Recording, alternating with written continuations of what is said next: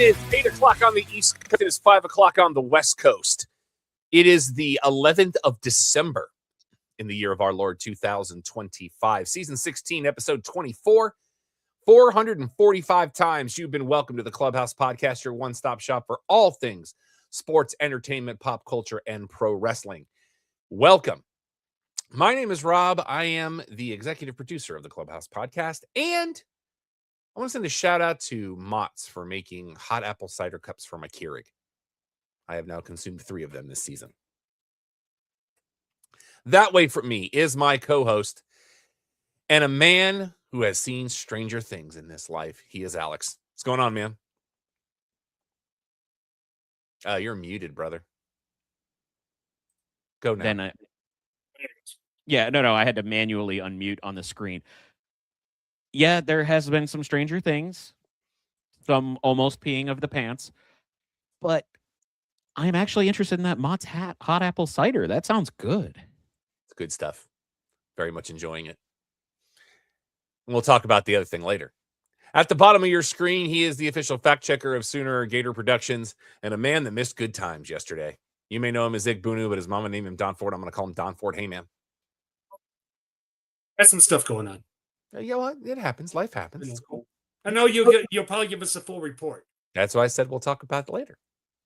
Hence that particular piece of knowledge. Well, all right, let's stop right here. I'm assuming that's the thing because it could be something else too. But that's a whole different thing. Okay. It has nothing to do with what we were just talking about. All right. We are doing things a little bit different tonight. This is our last normal show of 2025 because next week we will be, normal for us. I mean, exactly. Next week we will be live at the Sunset Lounge Holiday Gathering. Last year we did some broadcasting. I don't know if that's going to happen this year. Just stick by the channel. That's all I can tell you. And then the next 2 Thursdays after that are Christmas Day and New Year's Day. We deserve time off too, but that does not mean we're not going to have content for you. If you enjoyed that Q&A I posted a couple of weeks ago, I got a couple more coming up. And we have another little surprise that had a little crossover to do that I merely just set up, but it was done in my studio, so I was told I have rights to it. Nice. So let's dive. We're going to dive right in and get to TV talk and stuff we watched this week in television. I do have one thing, and I will go last. Even movies is going to be a short list this week because this week has been nothing but chaos. Alex, go. Interestingly enough, I got a notification from Netflix that Mr. Robot will be taken off on January 2nd, and that's been on my list for far too long. So I actually started the first episode today, and holy, is that show good in the first episode. I hope it continues. But everything I've heard from other people, it is. Did you say Domo Arigato? No, where it starts is way darker. I couldn't get past that. I understand the joke, but I tell you that show is way too dark for any joking. Oh, no, I've heard about it. Yeah. Great, but Don, anything from you? Real fast on that, Mr. Robot. Are they taking all the seasons off or just the first season? From what they said, the entire show will be leaving Netflix as of January 2nd. All right, and what's that premise, if you don't mind me asking? So Rami Malek is a neurodivergent computer whiz. Yeah. And works for a company that does technological security for call it the super large corp, but the way they set it up is using the Enron logo and basically saying this is either Google or Apple or something like that. Yeah. And he, in his insane ability, is, to borrow a phrase from the other half of the show, the best in the world at countering technical terrorism. Okay. And it winds up getting him noticed by one of these groups. And I'm going to leave it at that because anything beyond that is spoiler. Mm-hmm. Okay. But you like it so far. That first episode's one of the best. It might be the best first episode of television I've ever seen. Ooh. And I'm not saying that facetiously. It might literally be the best episode of television I've ever seen. But they have all 4 seasons right now for the. Yes, currently there's all 4 seasons on Netflix. Okay. I think there's probably a reason that it's leaving. I think it might be How do you going mean? somewhere else, given what's probably coming down the pike. Oh, no. I firmly believe that is the case, but I would rather just, you know what? I've been looking for something to push me onto a new show, and that was enough. So I have started Mr. Robot, and I already recommend it. All right, Don, what you got? Actually, TV, really nothing new. Because in the last week, trust me, my Roku's been busy. So I'm going to be saving, all my stuff's going to be in TV talk. I mean, movie talk. Okay. I did get to watch Stranger Things Season 5, Part 1 on Saturday. Man, there's a lot going on there. A And lot you of amazing goodness. I really can't even talk about it because any Nope. talk about that is spoilerific. And So odds are, if you're anywhere near it online, it's already kind of been spoiled. I did the see a fact that cool shirt on Shirt Punch the other day. I meant to send you and I forgot. Ah, So I'll have to find it. no worries. Let's just say there's a certain character that is wearing the Biggie crown Yep. Yep. that may have been in town the other night. Oh, God, now I really want it. Hold on a second. Okay. I want to say it's on. I want to say it was on. It was Shirt Punch or T Fury, one of the two. I think. Well, it was they're Shirt both great art on both So- of those sites. So But yeah, highly recommend. Even though I found out I didn't really need to watch that before last night, but we'll talk more about that later. But Yeah. I'm glad I did because there was stuff in the merch store. that is a good point. That reminds me, I got to go to Target. Well, because there's an item that Target has that they didn't. Oh, okay. There's a 80s style satin jacket for the Squawk. You told me about that. And I really, one of the Squawk hoodies that they had in the store last night, I wanted in a t-shirt, but it wasn't available. So I have to look at the online store. Well, let's get into HBO Max Warner Brothers. Speaking of Netflix. Don, mark your calendar. We have a date for season 2's kickoff for The Pit. Mhm. Ooh, It'll be the next time this show is live in its normal state, and that'll be January the 8th okay. is when it kicks off. So Hulu, ABC, Disney Plus, all of a sudden out of nowhere, we're apparently got in the works a 3rd season of Pushing Daisies. This was a show that Hasn't that been off air for like 20 years? at least 5 to 10 about a guy. I who swear I thought I was in to high bring school people when it was back on. to life, and they're getting a 3rd season. It's in the works. I know So- people loved it. Yeah. Let's just go ahead and just not bury the lead. Let's talk about the biggest headline of the week. Netflix has won the bidding war to purchase Warner Brothers for $82.7 billion. That number keeps changing. We're not going to get into the minutia because there's a lot of moving parts to this that are from all over the place. Including, we know about the Paramount side of it too. Right. So I, for one, am okay with this. I Mhm. don't want Paramount to have it because that's just too much under one umbrella.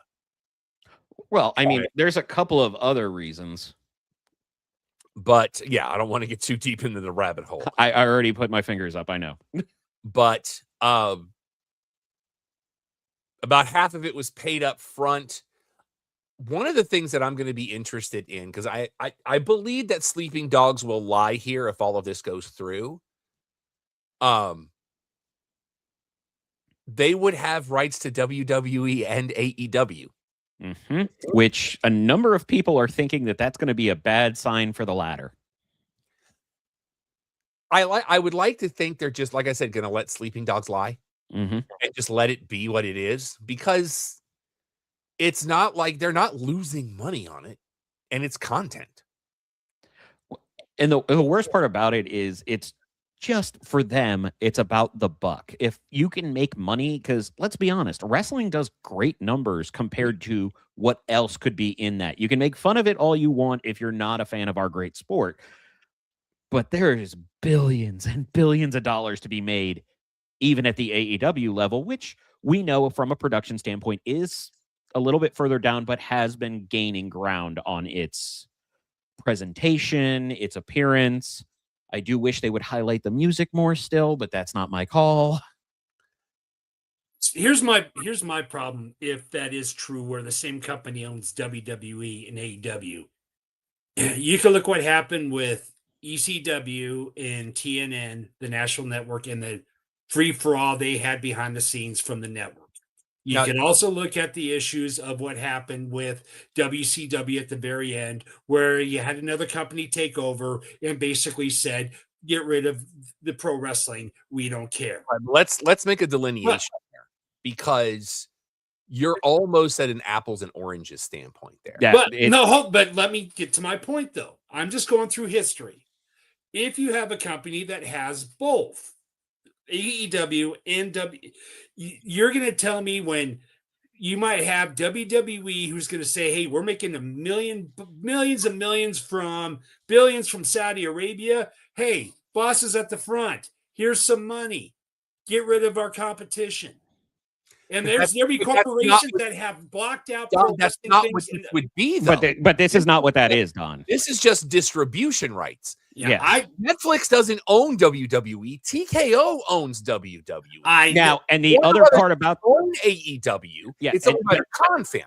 But the other part you're missing in that scope, Don, is there are contracts involved that would have to, like, let me put it this way. The closest you can come to that is they offer one company a buyout, and that company takes the buyout and goes somewhere else. It's not about them. Yeah. Even if they here, let me give you the craziest thing. Let's say you're right, Don. We're still going to have two companies. It'll just be on two different services. Yeah. It's that's more about distribution than it is about anything else. And I want to clarify. Don is 100% right about his historical references of one company enveloping another. I don't want to dismiss that. Right, that's what it's I said. just not applicable now. Different ball of wax. Yeah.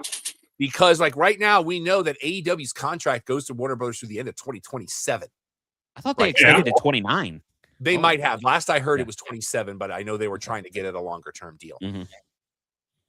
I don't think there's ever going to be, those streams will not cross. Yeah. Right. But just, I would say, if there was, you say contracts 20, Cleveland had a contract for the Browns for 3 years after they left for Baltimore. You know what I'm saying? Just entirely. That's not even a ball of wax. That's a different coconut. No, but you get my point. No, it's not a point. That's the problem. It is a point. It is a point. It is a point. It is a point that I do not believe applies. Nor do I. So we're going to see what goes on with that, because this ain't over, kids. It's going to get interesting. Yeah, and that doesn't mean it's good or bad. It's going to get interesting every day as things unfold here, and where this reaches and where it goes. I will tell you, like I said just a moment ago, you can fall down a rabbit hole with this very easily, because there's a lot going on here. Quick update. Pushing Daisies was 18 years ago. Oh, geez, Louise. I didn't even remember that Lee Pace was in it. Other Netflix headlines, they have renewed The Hunting Wives for season 2.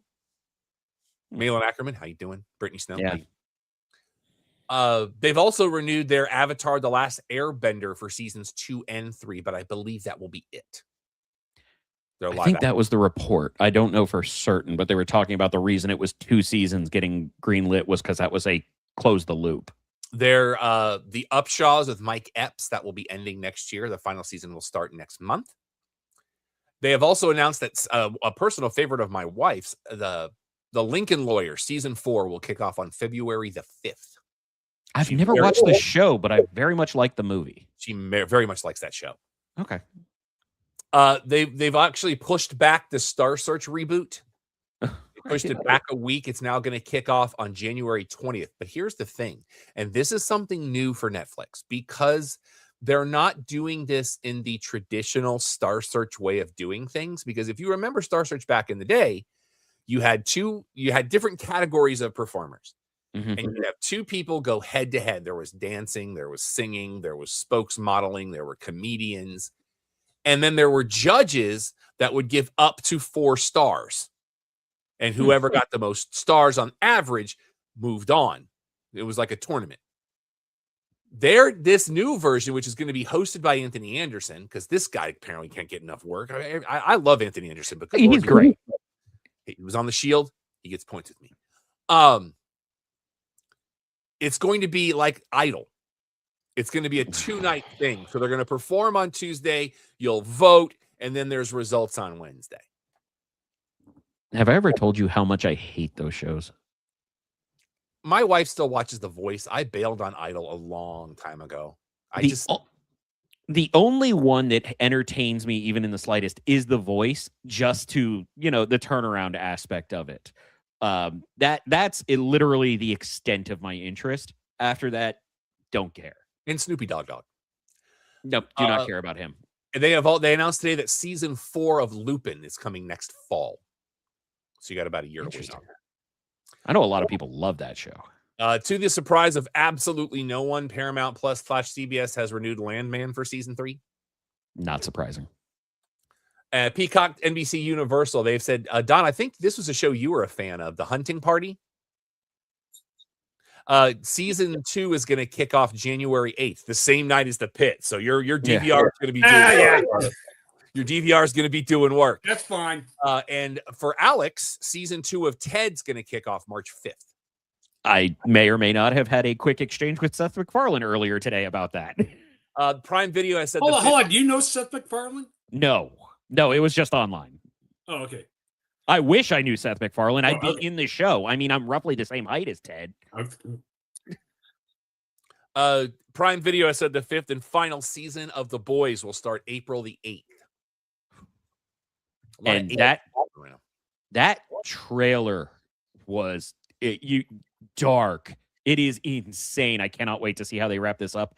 Even though, mini gripe, the big twist from the comic series will not be in the show, even though I thought that was one of the most brilliant twists I've ever seen in any media. I will tell you off air because spoiler if you want to know. And we know that Sophie Turner is going to be your next Lara Croft. But we have somebody in talks to join that show that might interest you boys. Who's that? It's going to have to be great. Sigourney Weaver. Okay, it is great. Are they going to... Okay, I have a real question, because I never played the games.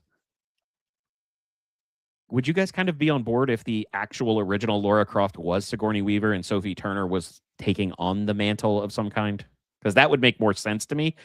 Because honestly, outside of Game of Thrones and even on Game of Thrones, I always found Sophie Turner to be the weakest in every property she's on. I want Sigourney Weaver to be the baddie. That would be good too. I want to replace Sophie Turner. I really do. No, Jolie though. What? Lara Croft, right? No, Don, you cut out. I didn't hear the question. He asked about Angelina Jolie. We try to ignore that. From a casting standpoint, I didn't have issues with Angelina Jolie. From a casting standpoint, I didn't have problems with Alicia Vikander. Sophie Turner, it feels like they just keep going down the list. And you know what? I'll give it a shot. I'll let her try to win me over, but I have low expectations. Yes, sir.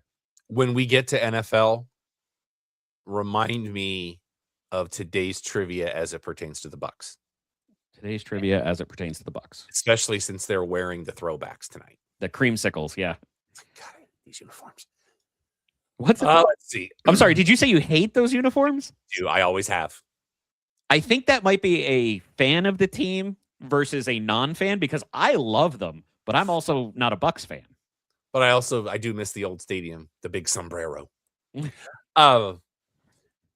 Movie talk. We want to give an RIP to the great Kerry Tagawa. And all we have to say is, it has begun. The OG Shang Tsung.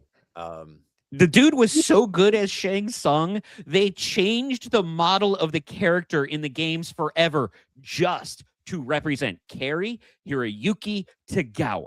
That and your soul is mine. God, That- okay. Do you think that dude got a bonus for backpacking the talent in that movie? Even Christopher Lambert was just like, yeah. That first one, I just want to sometimes I'll just throw on, if for no other reason, the sound field on that is amazing. Yes. Did I ever tell you how that movie made my ears almost bleed?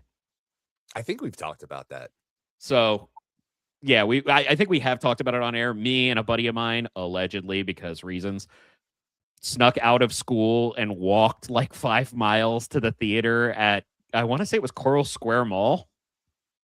Yeah, I think I had already moved out here by that point. So Well, whichever one's closest to Ramblewood Middle School, because that'll tell you where I was. Well, by that point, Margate was a dollar theater, so it wouldn't have mattered.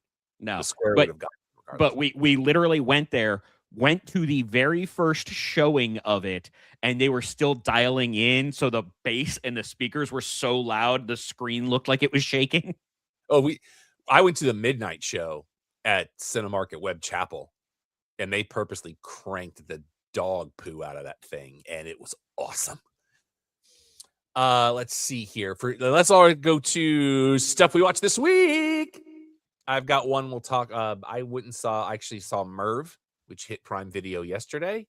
I do have a review up for it at www.theclubhousepodcast.com. It's our website. I also watched the first Zootopia because I was going to watch the second one, and then I went to the app for the second one, and everything was gone.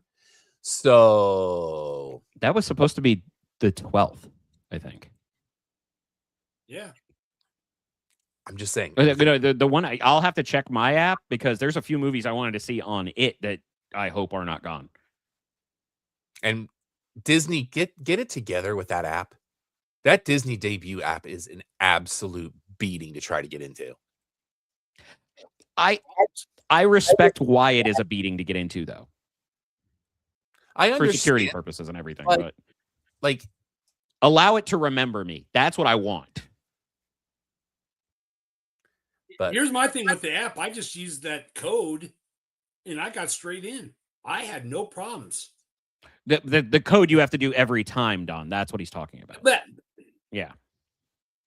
But no, I had to go through the code and then go to my phone and do it from there and then go back to the app and then go through all the numbers and everything else. It was a beat. Oh, no, I just had to put the code in and I went straight to all the shows listed.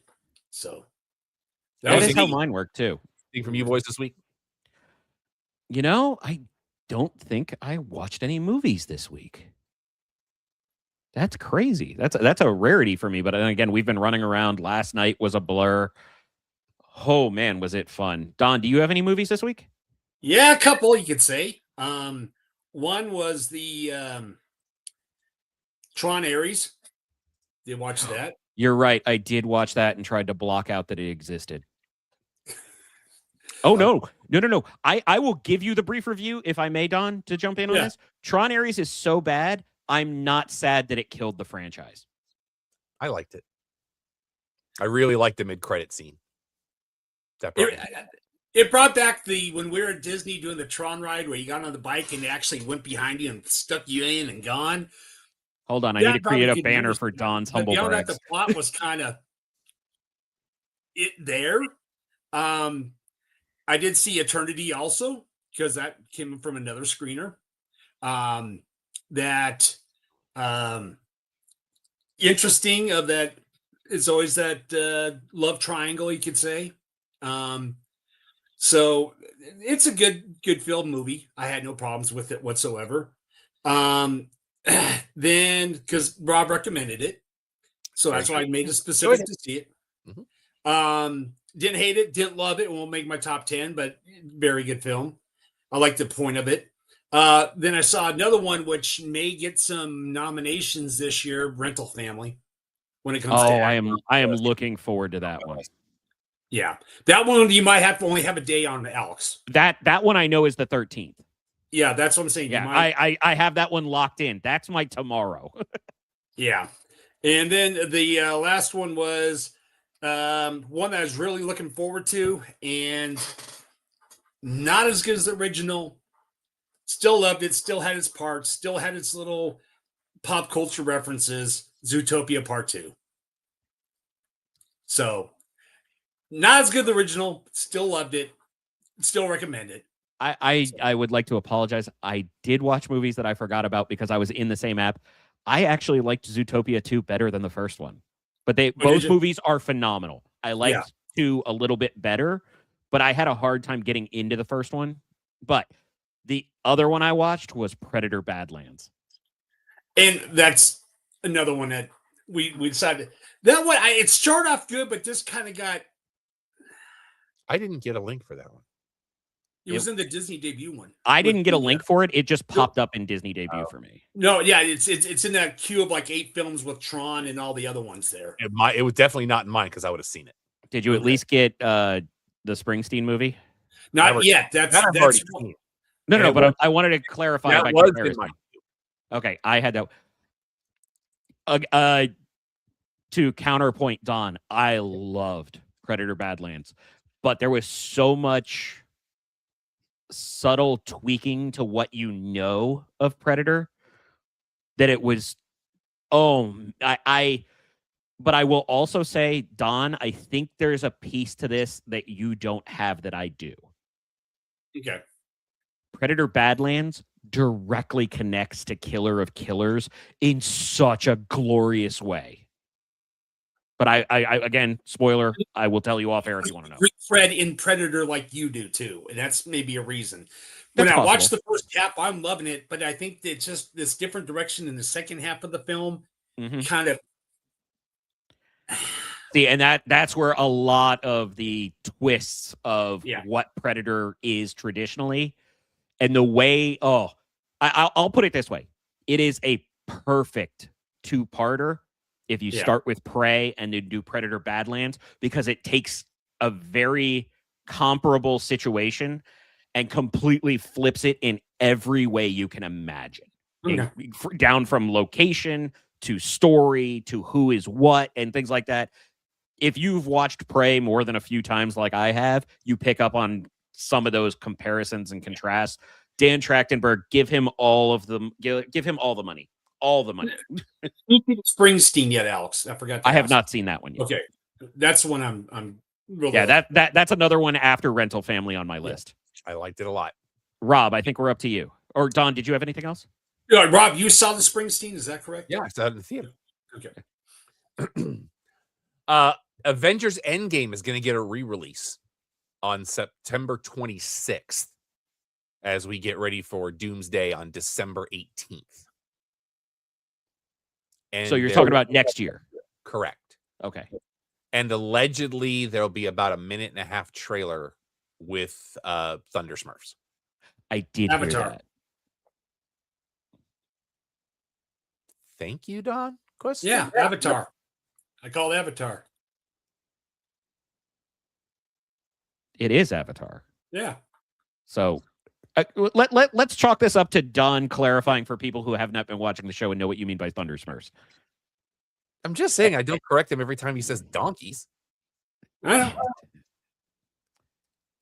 Well, he has. He has. No, I've been argued his reason for calling them the donkeys, and he does have a valid background to it. Multiple times about it. I say, Don, did you just talk over me defending you? I'm just we're the same thing. And what was that in English? Donnie's. There you go. It was announced today that Jennifer Lawrence and Josh Hutcherson will return for Hunger Games: Sunrise on the Reaping. So what I'm assuming is they will be in the beginning and it'll be a flashback because it is Hamish's story. It'll be the setup to Hamish. Yeah. And 28 years later, 3 is moving forward.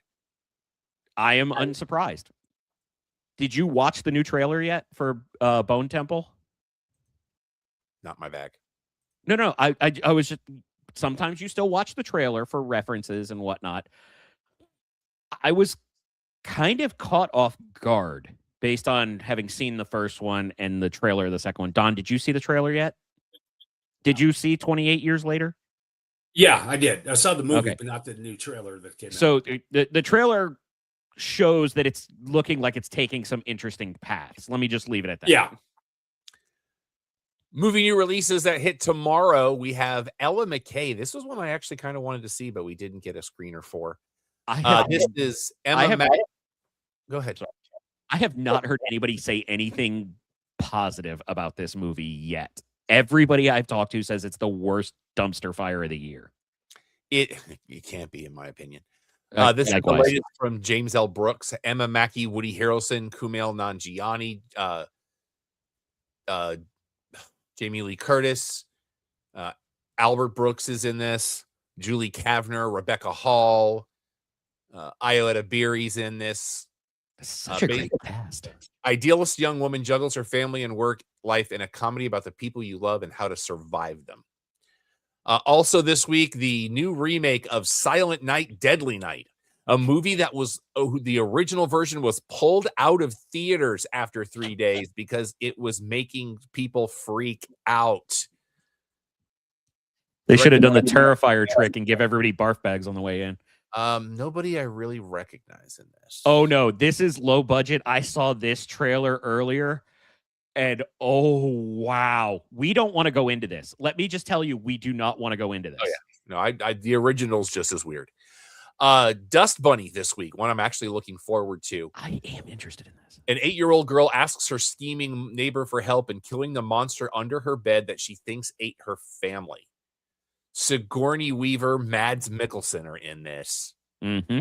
Rebecca Henderson. This trailer looks bat guano crazy, and I'm here for it. It's Mads Mikkelsen getting to do what he wants. It's going to be insane. We have Lone Samurai this week. A shipwrecked 13th century samurai considers ritual suicide until captured by cannibals on a seemingly deserted island. Okay, look, after this show, look up the trailer for this. It's like Shogun on acid. I am so excited for this. We also have Not Without Hope this week.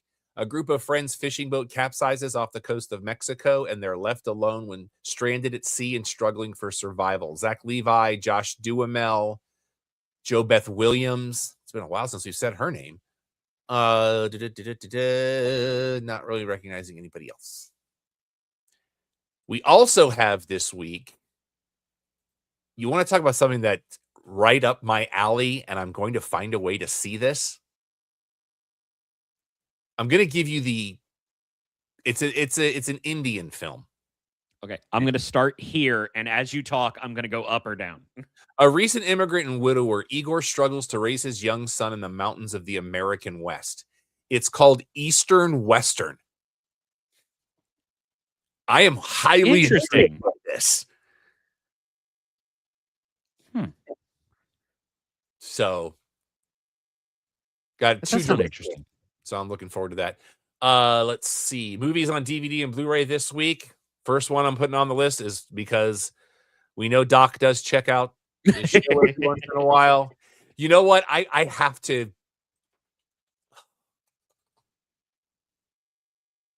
I got to see if there's the DVD cover for this. Actually, I'm just going to show you boys the actual. I'm not even going to tell you the name of it. I'm just going to share the poster just so you boys can witness this beauty for yourselves. Okay. Don, you ready? Your mic didn't pick up the yes, Don, but you nodded. Bask in the glory of House Shark. What are we doing? Just when you thought you could get to cover during a Sharknado. Dun, dun, dun. I got to see if I can find the DVD cover for this, because as great as that is, the DVD cover is, because you saw what the tagline was, right? No, I did not get that You're far. gonna need a bigger house. Dear Lord. I hate everyone who did this. I hate everyone who had a hand in this. I hate them. I've got it. I'm going to see if they've got it in here, because you have to see the DVD cover. Because I was like, how is somebody not getting sued for this? Because they still think it's a fake, probably. Whether it's Spielberg or SNL. Well, let's also not forget. Here it is. Oh no. Let us also not forget that Richard Dreyfuss appears at the beginning of Piranha and quotes Jaws. Here you go, boys. Oh no. Oh, sure. Oh, dear. Okay, for the record, that's a better poster. I was like, sure, why not? Let's just do that. Also, this week on Blu-ray, we're getting a limited edition of Boogie Nights because that's creeping up on 30. It's still Really? a better movie than people give it credit for. Great film. That opening Great film. sequence alone. I want to say that was also the first movie where I heard a mistake in the line that never got corrected, and that was William H. Macy. Or H. Is it H. William or William H? William Macy? H. Yeah, William what'd H. you say? Macy. What was that? We can't say it on this Oh, you show, can't say it Don. on there. Okay. All We're right. getting the 20th anniversary limited edition steelbook for Jarhead. Great movie. Was that the Gyllenhaal where he's the, Yes. Yep. Where he's the soldier? grunt. Yep. Don nailing it tonight. He is all over it. Yeah, Right? he is. Proud of you, sir. Thank you.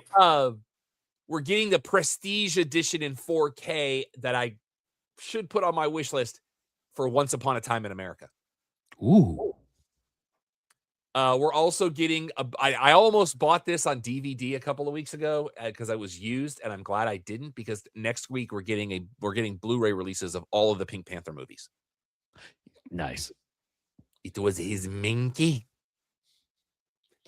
I'm not gonna lie. You were talking about Once Upon a Time in America, and my brain went to an entirely different movie with one of my favorite lines from any film. So I apologize if I'm distracted.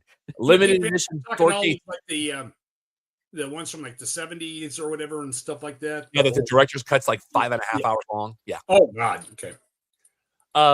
Limited edition 4K steelbook of The Wolf of Wall Street. Arrow Video. They're tempting me real hard this week. Limited edition 4K of the OG TMNT trilogy. Oh. We never did figure out if you were working the day that my friend's stone dad checked us out of school to go see that, did we? I don't think I would have been working, but I might have worked that night. Okay. Let's see. Criterion Collection does 4Ks for David Byrne's American Utopia. Okay. And I'm actually going to look this up because I want you guys to see the artwork on this other one because it's just gorgeous.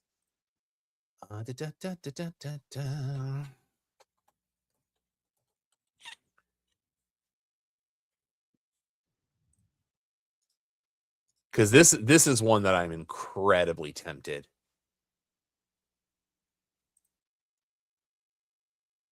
I'm going to share my screen real quick so you boys can see this. This will be the 4K release from Criterion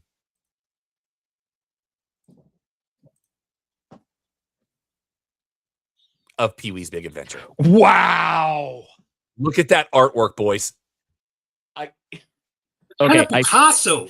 I That is feel like gorgeous. I feel a bit more Salvador Dali for me, but Picasso's a good pull.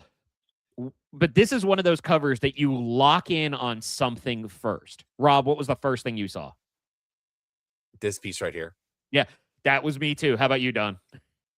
Actually, there was the green dinosaurs. What I saw. The first. T-Rex? Okay. Yeah, Large Marge sent you was the oh man. Look at that. That's the interior. Okay. You know how I've said I always wanted to be a decision maker on weird designs like this? Give me the fold-out paper that has an outline of the bike, and then the two discs are the wheels. Yeah. It's But that's really cool. I don't think they have the inside of it. That might be what the inside of this is. Oh, you know what? That's true. Because this just could be the booklet, but this also might be the thing too. So yeah. Actually, Worth it. let's talk a little bit about CBD House of Healing real quick. This time of year, you definitely, if the older you get, the more you feel it.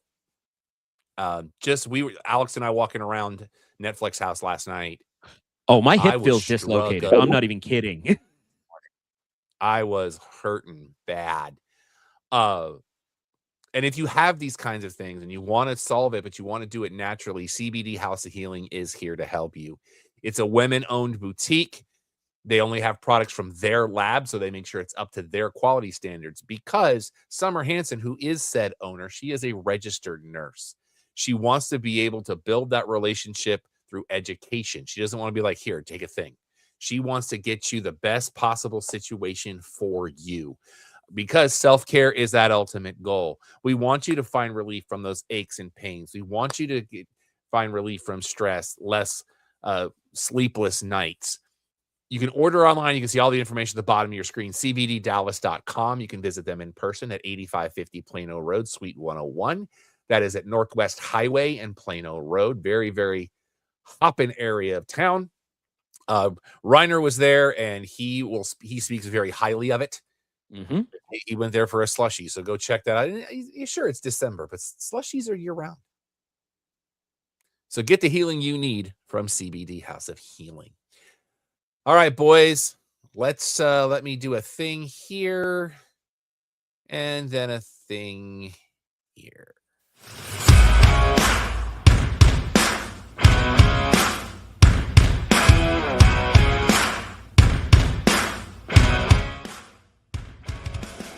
The Cheap Podcast is your one-stop shop for all things professional wrestling.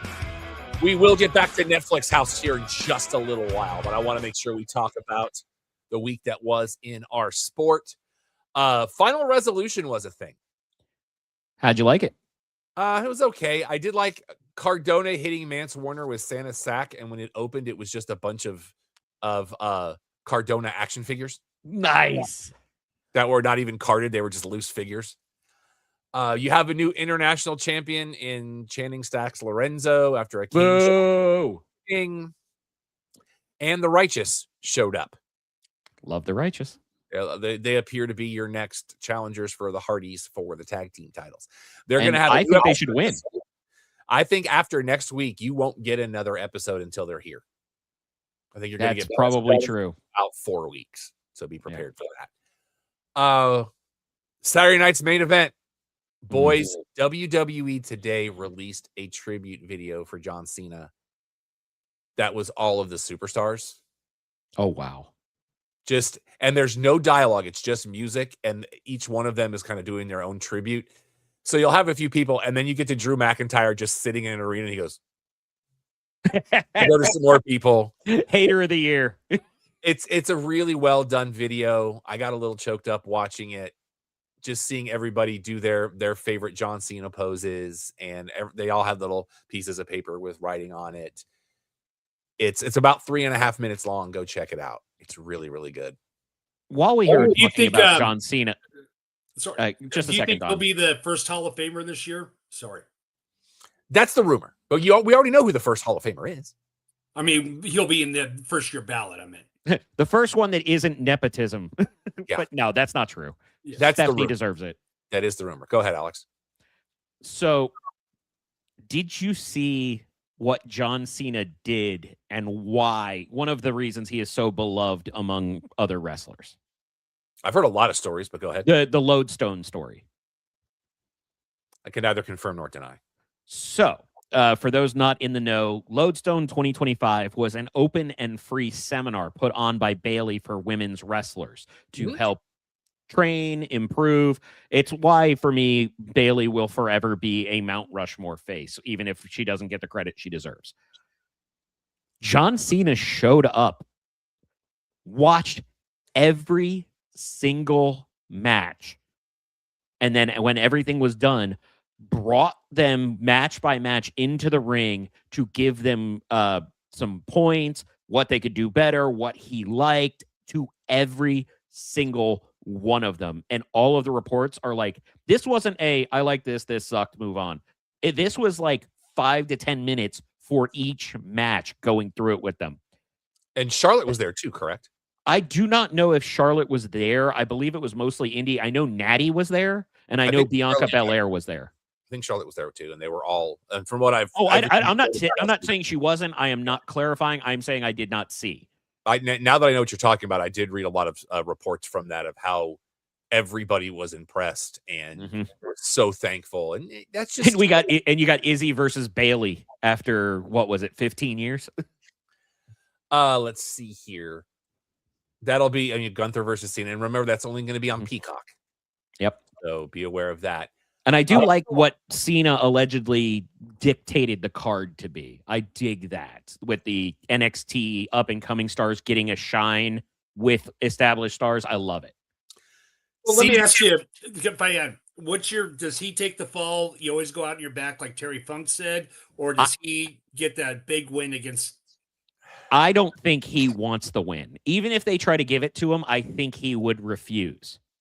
Now, I would be okay if they give him the win, but I'm also a big fan of Gunther, and I don't like that idea. The idea is you always, quote, leave the business better than you found it, and Cena has done that from the jump. I mean, honestly, look at what he did for Solo last year that helped launch his credibility. I think this is a jumpstart for Gunther to winning the Rumble. I don't think Gunther wins the Rumble. I already have my pick. I know you. What I would like to see happen, I want this to be the biggest pseudo schmoz in history. Like 18 run-ins? Yeah. You want them to do Cody versus Roman again? Like, I want everybody running in on this and taking sides and people protecting Cena, but you have heels that can't quite figure out who they want to support. And then just this huge party in the ring at the end. That's what I want. Okay. One of my least favorite gimmick matches, the lumberjack match, just to let everybody get in on it on Cena's last match. I would be okay. I kind of would dig that in this one, and then have it every time the ref is looking to one side to ridicule, somebody from the other side comes in, gets their stuff in either on Cena or Gunther, and just do that back and forth for a while. I'm good with it. Yeah. So season 2 of Unreal is going to kick off January 20th. So it's already ready to go. Well, I can imagine they want a big delay on that show. So best moment from SmackDown, Charlotte going to put her head on Alexa's shoulder and the spike sticking her in the cheek. That was great. They are living their best. Oh, and one of the moments, and I'll spoil this from that Cena video. There's Alexa Bliss sitting there. Oh, I saw the pictures. And she's got Lily, and Lily's doing the "you can't see me" thing, and I was like, oh, could that woman just with the hat on too? And happy birthday to her kid, by the way. A couple weeks ago, we forgot to say that. This is the best version of Charlotte. Period. Oh, absolutely. Let me rephrase. We're seeing more Ashley now, and I love it. From Raw, I don't know if this was the first time this happened, but it was the first time I noticed it. Did you hear what Barrett called Woods, Kofi, and Waller? If I did, I didn't clock it. The new G'day. Oh, print the shirts. Print the shirts right now. Because here's what I need. I need Woods riding a unicorn. I need Kofi riding a unicorn. Grayson Waller trying to keep up riding a kangaroo. It was one of those situations was like, I don't know why I'm more mad. Because that's such a bad joke or because I didn't think of it. Like exactly. I was in my living room like, that just happened. And because my first question was, is that the first time that's happened? And apparently, now that I've said it, apparently it is because I'm the only one that noticed, which, okay, so that means I'm paying enough attention that it hasn't happened before. Oh, I want that shirt. And or even remember the neon symbol they had with the 3 unicorns for it? I want the unicorn symbols, and then it's just a roo at the top.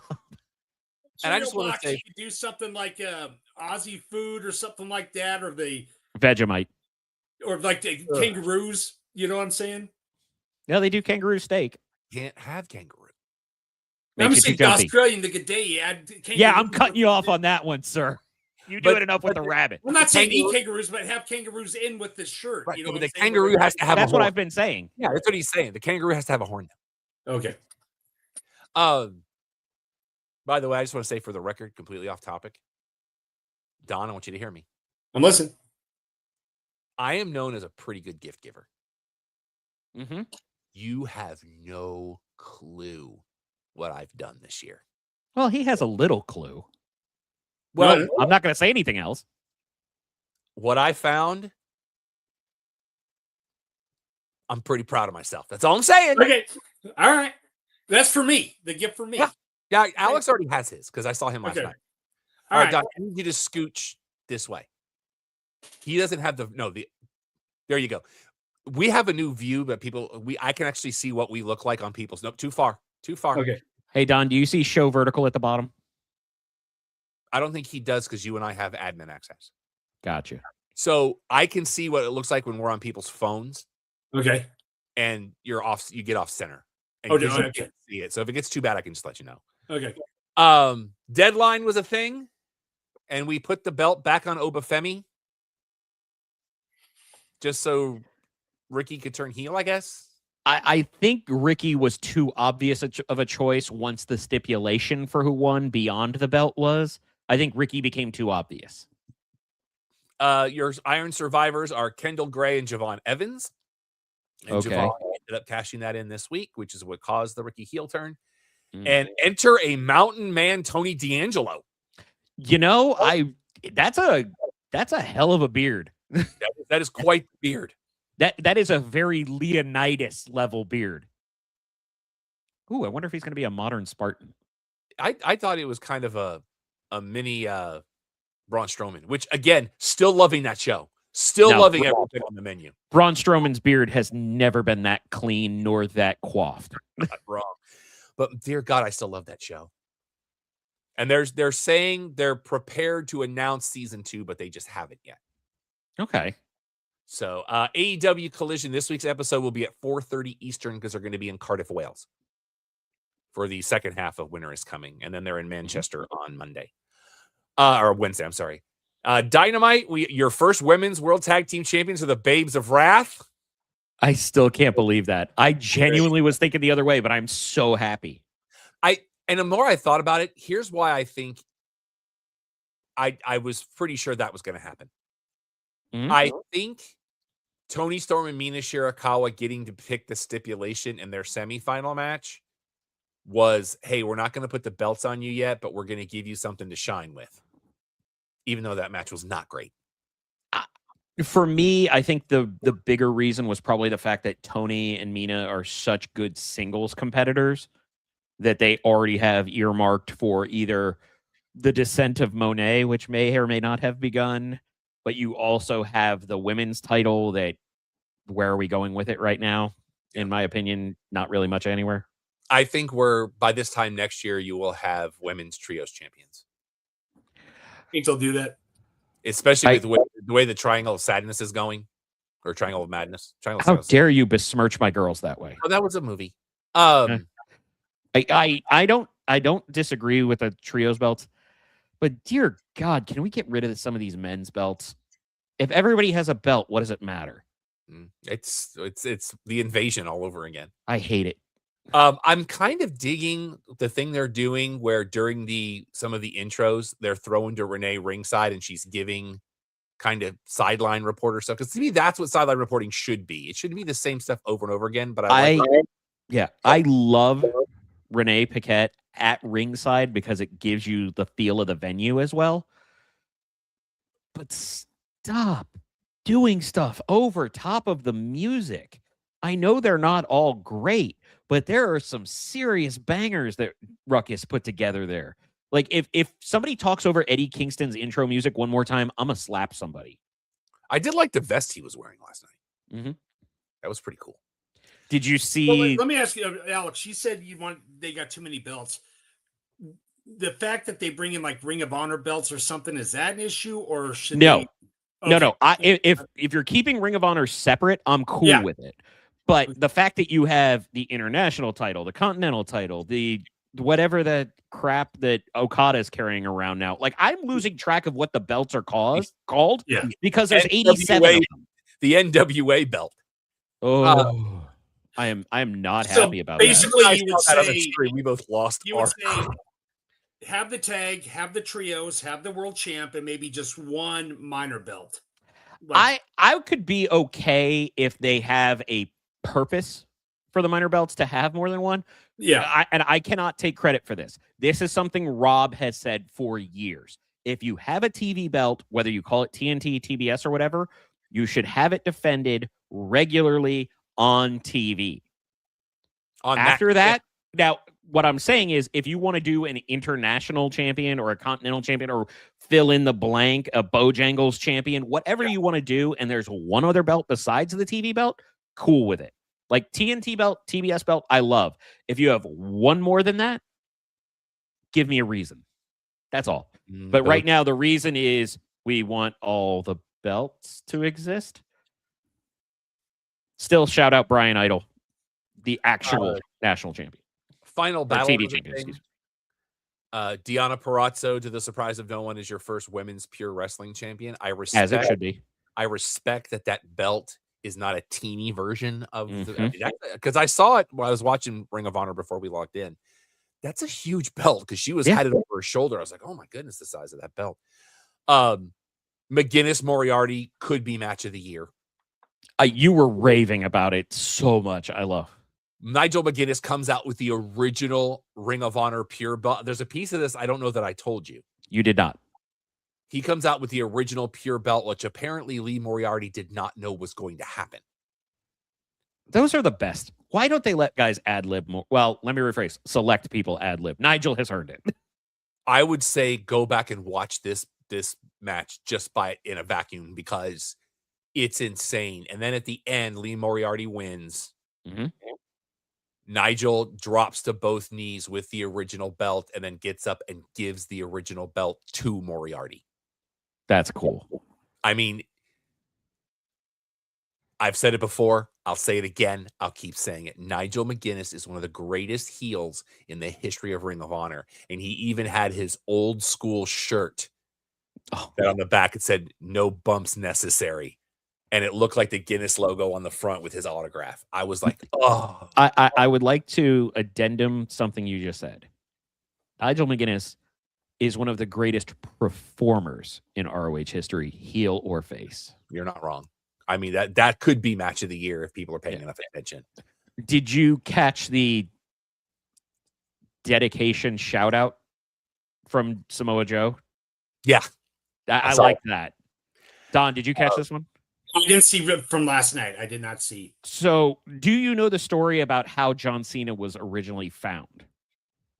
No, I know he was a bodybuilder and stuff like that. And hold on a second. He did minor leagues in California and stuff like that. Hold on. So his first appearance with a wrestling promotion was actually WCW in Ready to Rumble. He was an extra in the gym. Okay. Now, that piqued somebody's interest because of his big build, tan, cut, all of it. When they found him wrestling, he looked like $1 million because his main partner during those minor leagues in California was Joe Shinoa, also known as Samoa Joe. So Samoa Joe, formative in John Cena and AJ Styles. Red Velvet regains the women's television title, so we're going to see what goes forward with Mercedes on that. And then Sammy Guevara now has a very strange place in wrestling history. You told me this, and my brain melted. So, Don, brace yourself because I couldn't handle it. Listen, Sammy Guevara is the first person in wrestling history to lose and then regain without losing the tag titles 3 times. He was a tag champ with Dustin. Dustin gets hurt. They vacate the titles. He then wins it with Roosh.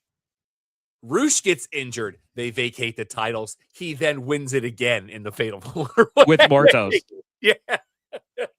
So he's literally had to relinquish. So he's the only person to regain the tag titles from vacant twice.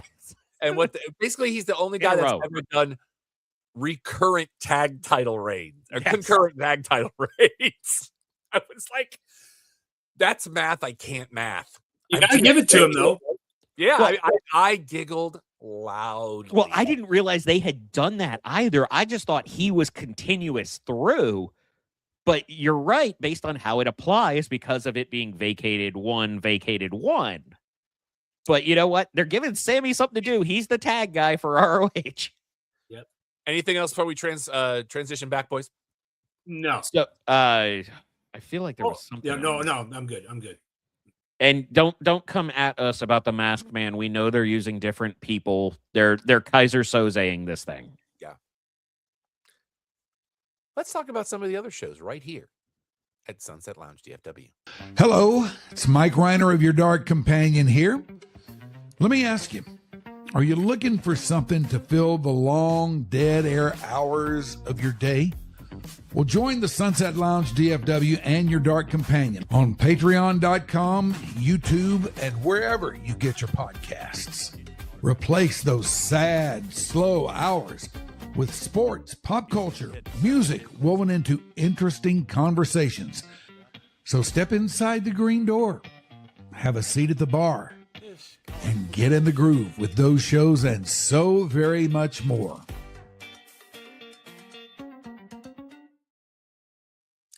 All right. Make sure, and there's even more show on there that wasn't showed yet. Signal 51 Chronicles just dropped. Signal 51's on there. Oh, I did. Are they good? Because they just joined the network. Yeah.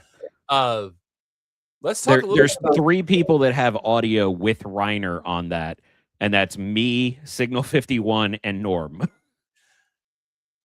boys. We have a guest. Yes, we do. Shibuya! We just got sexier. A man who understands standing on business. I watched the show, Zig. Standing on business. You know I do. Yeah. You know I do. Ziggy joins us from Beer Sports 30 o'clock things. Brand new episode. You just dropping Reinered it. today. You I just know. right. But Ziggy knows, and we're so happy you're here, Zig. You're right on time. Yes, sir. We're just about to get. We actually flipped the script tonight because we knew you were going to be on later. So we're about to start sports, but we also wanted to talk about, before we get into it, last night Alex and I got to do a preview of Netflix House over at the Galleria. Mm-hmm. It opened today officially to the public. It is off the chain, dude. I was gonna say how is it? So it's like Squid Games, we talking Stranger Things, we talk like it's everything times 10. I want to clarify. Only person to survive every Squid Game in his group. So basically, And didn't win. the immersive experiences for Squid Game and Stranger Things are the only things that are ticketed events. Squid Game will run you anywhere from $30 to $35, and Stranger Things will run you $40 to $45. Not bad. Stranger Things is kind of an immersive / escape room experience. I got you. In Squid Game, you actually do play some of the games that they play on the show. And I haven't seen Squid Game, and I did it anyway, and I had an absolute blast. It's fully immersive. I will clarify. 2 of the games are not in the show. Oh, really? Yeah. 2 of the 5 games are not in the show, but there is direct parallel to the show. Okay. Ziggy just went to his Netflix house. Oh, my bad. You're, Look, you lost it. That's that's downstairs. I can jump on the on that first- real quick picture. I'm like, nice. That's Sorry. downstairs on the first floor with some beautiful artwork on the walls of all the different shows.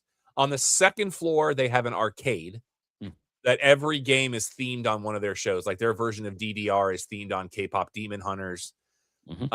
They have a Nice. Bridgerton maze. They have some story rooms you can go in. They have a LED floor that's based on Floor's Lava. Floor's Lava. Yeah. The Killer Queen is Stranger Things themed. That was really cool. They have the classic football passing game for their Christmas games, and That's And what's up. basketball at the NBA too. And right outside of that, they do have the bar and restaurant, the Netflix Bites, which Alex and I did in Vegas. Very, very similar, although the one in Vegas is a little bit more contained and does not have the open kitchen that this one does. This is the second one. The first one opened in Philly. I'm still mad I didn't order the steak. Yeah, nobody bothered to pay attention to the fact that last night all the food was 50% off. So you know your boy got steak and frites, and it was off the chain. It was so good. That's man. And I had an onion dip that was based on glass onion, and it came out in a little glass onion. It was kind of neat.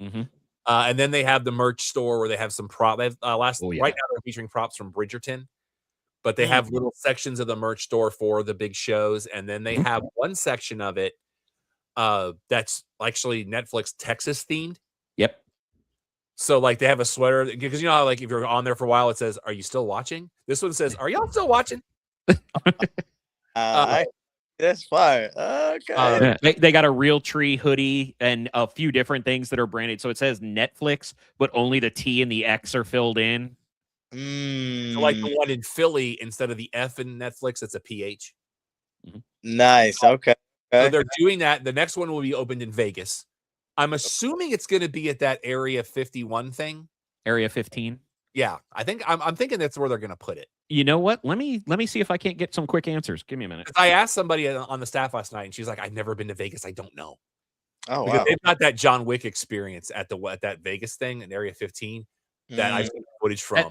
Area 15 has a bunch of areas or different things like added that. a year-round Hollywood Horror Nights. That John Wick thing looks amazing. That's the thing I want to go do. Nah, that's fire. So, Sound like it's gonna be a time. I'm telling you, highly recommend. Go in there, have a good time. They've got different neons for the different shows, and then they have these screens that just cycle through stuff. And they have one for Monday Night Raw, and it's 2 pieces of sushi wrestling. Yes. And they toss a steak to your Witcher, like toss a coin. Orange is the new snack. What was that other one you pointed out that just broke me because I couldn't see it? I don't remember. It was right around the corner from us. Is it cake? But yeah, it's really a lot of fun. They're definitely going to be. I see them doing a lot of expansion. But yeah, go check it out at the Galleria. It's the first 2 floors, but you can get in from outside the mall on the first floor, and that's where the immersive stuff is. But you can also go to the second floor and go in through the gift shop. So you got a couple of different ways going. I'm sure that they were jam-packed today. Okay, I have confirmation from Vegas. It is going at Boulevard next to the MGM Grand, where the Netflix Nights is. Yeah, so they're Netflix. It's outside the MGM Grand, a little bit further down on the Strip. So it's going to be between MGM Grand and Paris.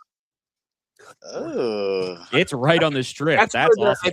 I think that's where the Stranger Things pop-up was. I was about to say, wasn't there? I think that's a little. I think the Stranger Things pop-up was further up, but I could be wrong.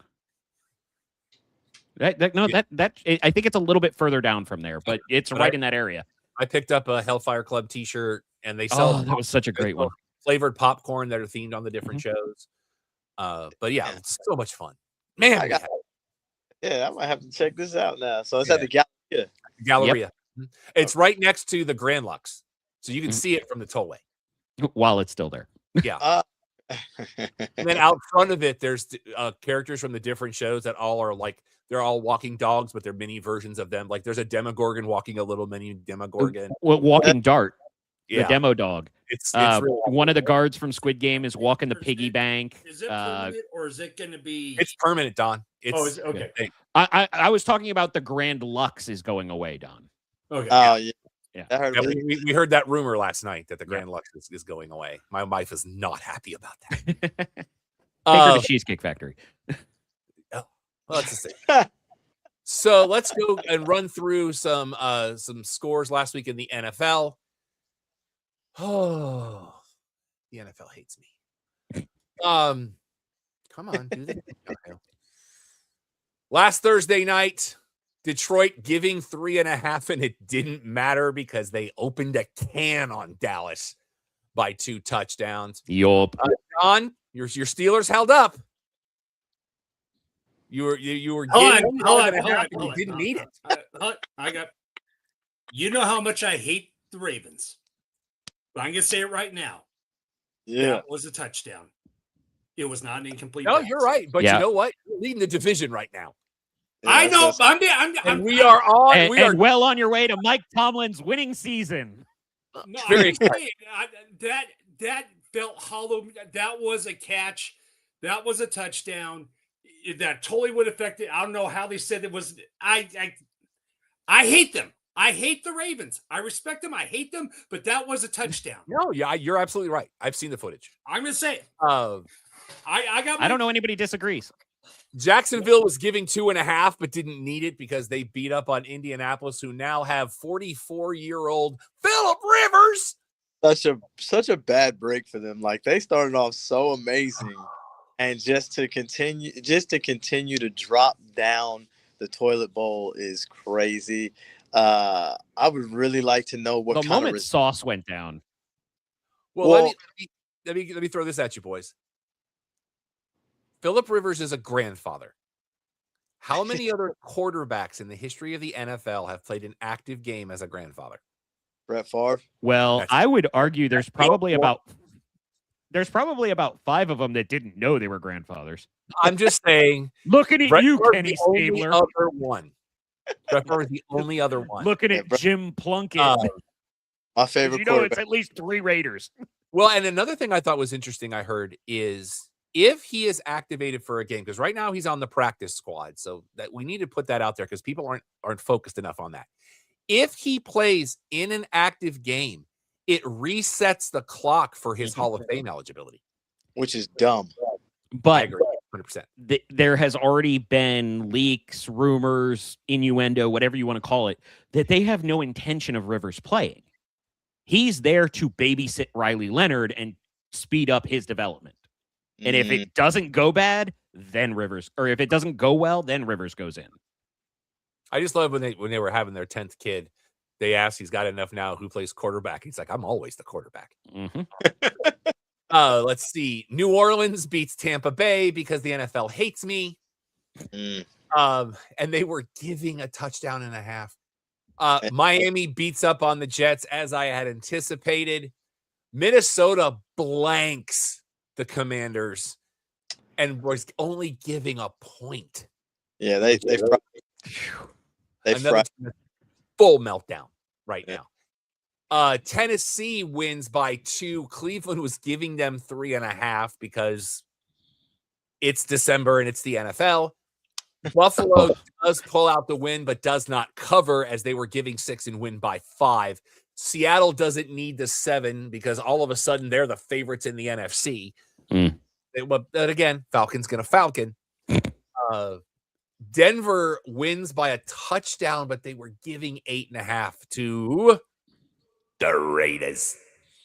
And we only have another week left before the autumn wind is gone. Well, as with Ziggy here, has he been present for your autumn wind? Did you know that fact, Ziggy, that the autumn wind is Oh, I have never. That's the old intro. Yeah. back in the day? Let's see. LA was giving 9.5 and didn't need it. Hell, they almost got the over-under by themselves as they show Arizona the door in their own house 45-17. Yeah, I couldn't have been more wrong on that one, could I? And Ziggy's boys cover. It could not have been closer as they were giving 6.5 to Chicago and win by 7. And still remain kings of the North. Please respect us and please understand we hate the Bears and down go the Bears and Caleb and his nail polish. We're good. Especially when and- you're in the frozen tundra. of Mississippi. So we do know that the ownership has transferred from Rodgers to Love. It has been proven. Sunday Night Football, Houston getting 5, but didn't need it as the Kansas City free fall continues as they win by 10. And Monday Night Football, Philly starts their free fall where Jalen Hurts gets 2 turnovers on the same play 5. and gives up 5 5 total. total. As they were giving a point and lose by 3. Now, earlier in the show, I asked Alex to remind me because right now, Thursday Night Football, we're tied at 7 in Raymond James Field. Mm. Tampa Bay tonight wearing the throwbacks, which I absolutely abhor. But there's another layer to this. Today is the anniversary of Tampa Bay getting their first win in franchise history after losing over 60 games straight. But what? 60? I'm actually, it might be 20. I think you mean 16. 26. No, it was in the 20s. Oh, wow. It was at least in the 20s. So them wearing those unis Actually, I'm going to look up and see what the number was. Oh, because I'm they- on it. You handle your business. They I'm said looking it up. They said it today on PTI that today was the anniversary of them getting their first franchise win in history. And I think because until the mid 90s, they only had one winning season ever. And I think it's when they changed the unis. Yeah. 26. Right. 20, that's right, 26. I had it backwards. 60 is insane. But it's Tampa Bay in the Even 80s, then, in the 70s and 80s. When this come on. thing You know, Alvin Harper had a winning touchdown at some point. it's one of my when they had the press conference and they asked the coach, what he thinks about what's it going to take to get his offense to execute properly. He said, "I'm for it." That was his answer. Yep. But that right now, Tampa Bay giving 6, but we're early in the second quarter. Coming up on Sunday, this will be the last week without a Saturday game as we go to the holidays. Arizona goes to NRG Stadium. Houston giving them 9.5. Right now, Arizona's 3-10. Give me Houston all day long. If you can give me Houston's defense versus a bottom half team, I don't know what number I'd stop at. Give me Houston. I'd probably stop at double digits if I'm being honest. Ziggy. I'm going to say that the Cardinals are going to cover. I think 9.5 is too much to give on a respectable team. I mean, this is the NFL. People are competitive, play for their jobs, things like that. And I don't believe in CJ Stroud in that offense. So That's fair. That's my only caveat. Too many points to give to CJ Stroud in that offense. Well, I think what Now, you're that dealing defense. with too is you're dealing with Houston's defense trying to keep them in the playoff picture, and Arizona at this point just wants to play spoiler.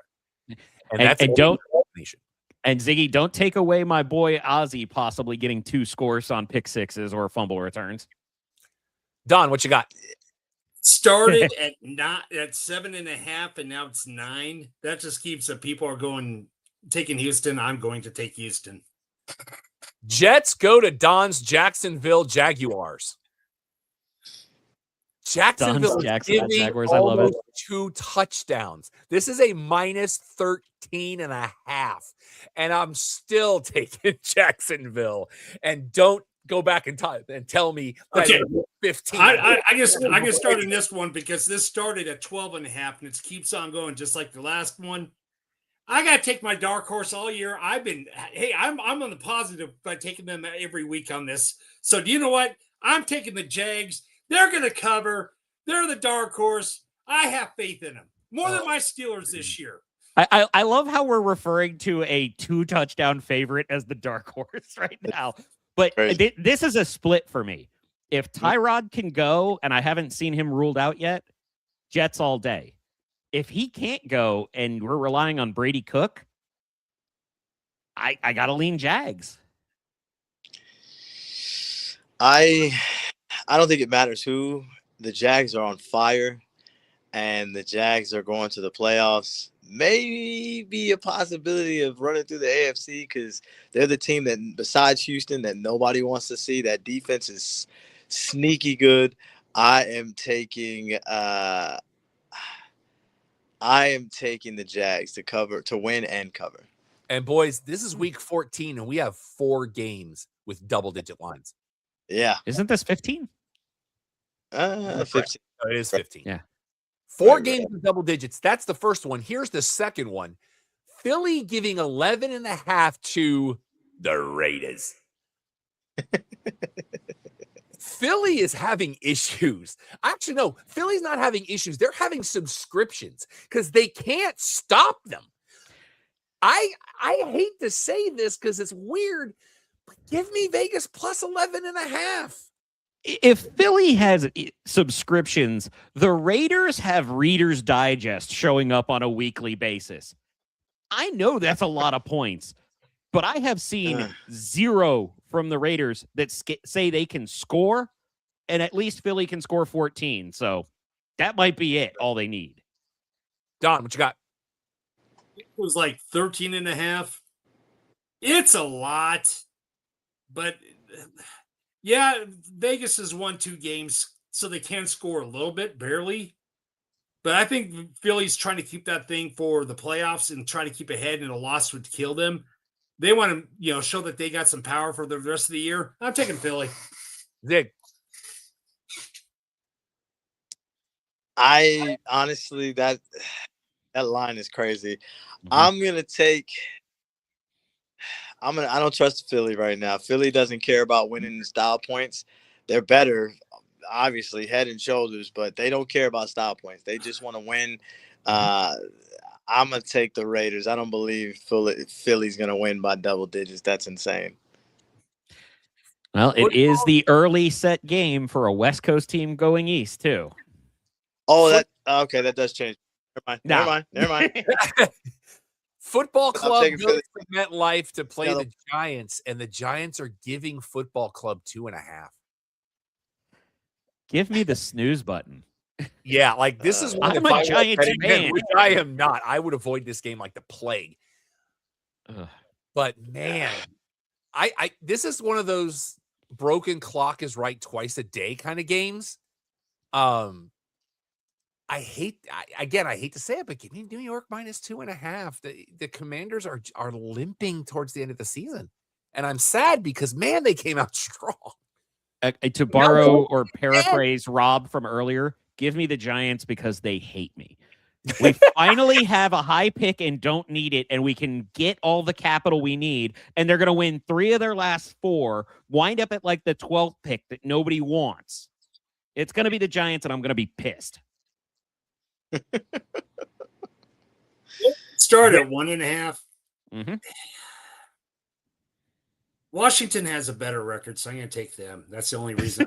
By a game. But it's still a better record. You're not That is factually accurate.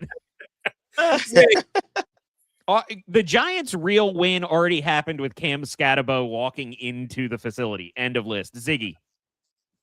I'm going Giants, man. I think Jackson can win them a game. I think that defense is no slouch either. They're sneaky good too. They just have a terrible offense. So, and the Commanders are just, literally fractured. I wouldn't even play Jaden Daniels. I wouldn't even play him anymore. Just sit him. Same. Some help. In the battle for supremacy in the AFC East, this could be the game of the week. Buffalo goes to Gillette Stadium. Buffalo is only giving a point to New England. I have to ride with Buffalo because I've got them winning the AFC. So -1, I think this will be a tight game. You're over under at 49.5. I would take the under, but I think Buffalo wins this by a field goal. One person on this panel that I know of predicted double-digit wins for the Patriots, and one of their 11 wins was beating Buffalo earlier this year in Buffalo. You're telling me the Patriots are going to get worse at home? Give me the Pats. Patriots in December. Miami beats them more often than not. Yeah, because they don't care because Miami sucks. Just saying.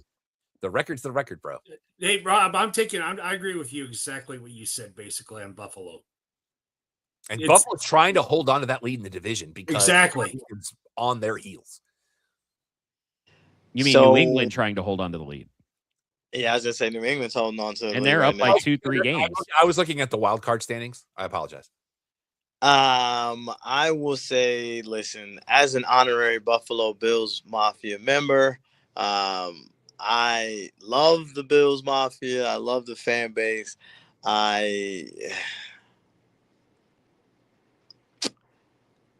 Here's the one thing that scares me. Those tackles are injured blocking for Drake. I think Buffalo is looking for revenge, and this is the last door that Josh Allen needs to knock on and kill on his way to the playoffs. So give me the Bills and pretty much a pick 'em. So I'll take the Bills. The island. I love the island. Have you guys seen this commercial with the Bills Mafia baptisms? Yes. Can I tell you what it was like trying to explain that to my mother-in-law? Because we were sitting together watching the game, and she is like, "What is this? I'm like, okay, so I had to explain the Bills Mafia the best I could. I'm like, I'm not saying it makes any sense. I'm just saying this is what it is. It is. Chargers go to Arrowhead. Casey's giving them 5.5. I've got to take Kansas City right now, if for no other reason, as I've got to stick by my Chargers gonna Charger that I do every year. One team is playing infinitely better than the other, and they're almost a touchdown dog. I know you love the Chargers going to Charger, but this Chiefs team looks like they've checked out. Yeah, I don't think Kelsey plays more than 40% of the snaps in any game for the rest of the year, and then he's done. Mahomes is still trying to figure out who he can rely on that isn't named Rashee Rice. Give me the team that's playing well and an underdog. This is like a no-brainer. I know it's Arrowhead, but who cares? Yeah, I'm with Alex on this one. I actually am going to say this. I think the Chargers are going to win. Okay. Even though I'll take the 5.5. I think that, it's basically KC, they're not technically out of the playoffs yet, but one more loss, they probably punched their ticket to sitting at home in the playoffs. And I think, Kelsey's more worried about his wedding, so they're going to lose. Shout out to the Publix banner that they just showed at Raymond James. What do you guys think? I'm going to say one name and one name only. He's back. Omari Hampton. Listen, Omari and Hampton. Yeah, Omari, yeah. That Chiefs team is terrible, borderline. The defense is giving up. They don't care. Kelsey's checked out. Patrick has 10 interceptions already. And, they don't look good. They look very shaky. He doesn't trust the receiver core. Give me the Chargers. Give me the Chargers and give me Harbaugh to scream for no reason at the end of the game like Super Bowl. Because Harbaugh's. Speaking of Harbaugh's, Baltimore goes to Cincinnati, where Joe Burrow is starting to make noise that he wants to leave. Baltimore giving them 2.5. I think the chaos is going to get to Cincinnati this week. Baltimore wants to bounce back and stay competitive and get their butts back above 500. I would take Baltimore minus 2.5. I genuinely thought this number was going to be higher, but at a number this low, I have to stick with Baltimore. I feel like there is a run coming, and I said it in our preseason show. I feel like Baltimore is going to figure out a way to get hot at the end of the year under Lamar Jackson for a change and run to the Super Bowl. I'm taking Baltimore like Don takes the Jaguars. Let's go. What's the line right now? Baltimore minus 2.5. It's gone up a point. 1.5 and went 2.5, but still, like I say, this is the black and blue division. This game will not be won by more than 7 points. It's gonna no matter who wins. Mm-hmm. I'm taking Baltimore because I just think they're a little bit tougher right now. But again, that means nothing. And just so y'all know, we're running long tonight. Oh yeah, Zig. I'm gonna take the Ravens for the simple fact that Joe Burrow, yes, he's back, but he's been sacked more than any quarterback in the history of the NFL. He's like 200 sacks in like half the game. It's crazy. That was insane that I heard that he got sacked 200 times. I'm like, yeah, give me the Ravens. They're getting healthy at the right time. So that's basically the synopsis of, yeah, Jamar Chase is cool, but Penei Sewell was the right pick. Yeah, I ask you to document the bowl picks and send them to me later so I can focus on the PowerPoint. Okay, let me find a place to do that. Cleveland goes to Soldier Field while Soldier Field is still where it is. Chicago's giving 7.5. That's the quietest 9-4 in the NFL. It ain't enough. Chicago's going to womp on Cleveland.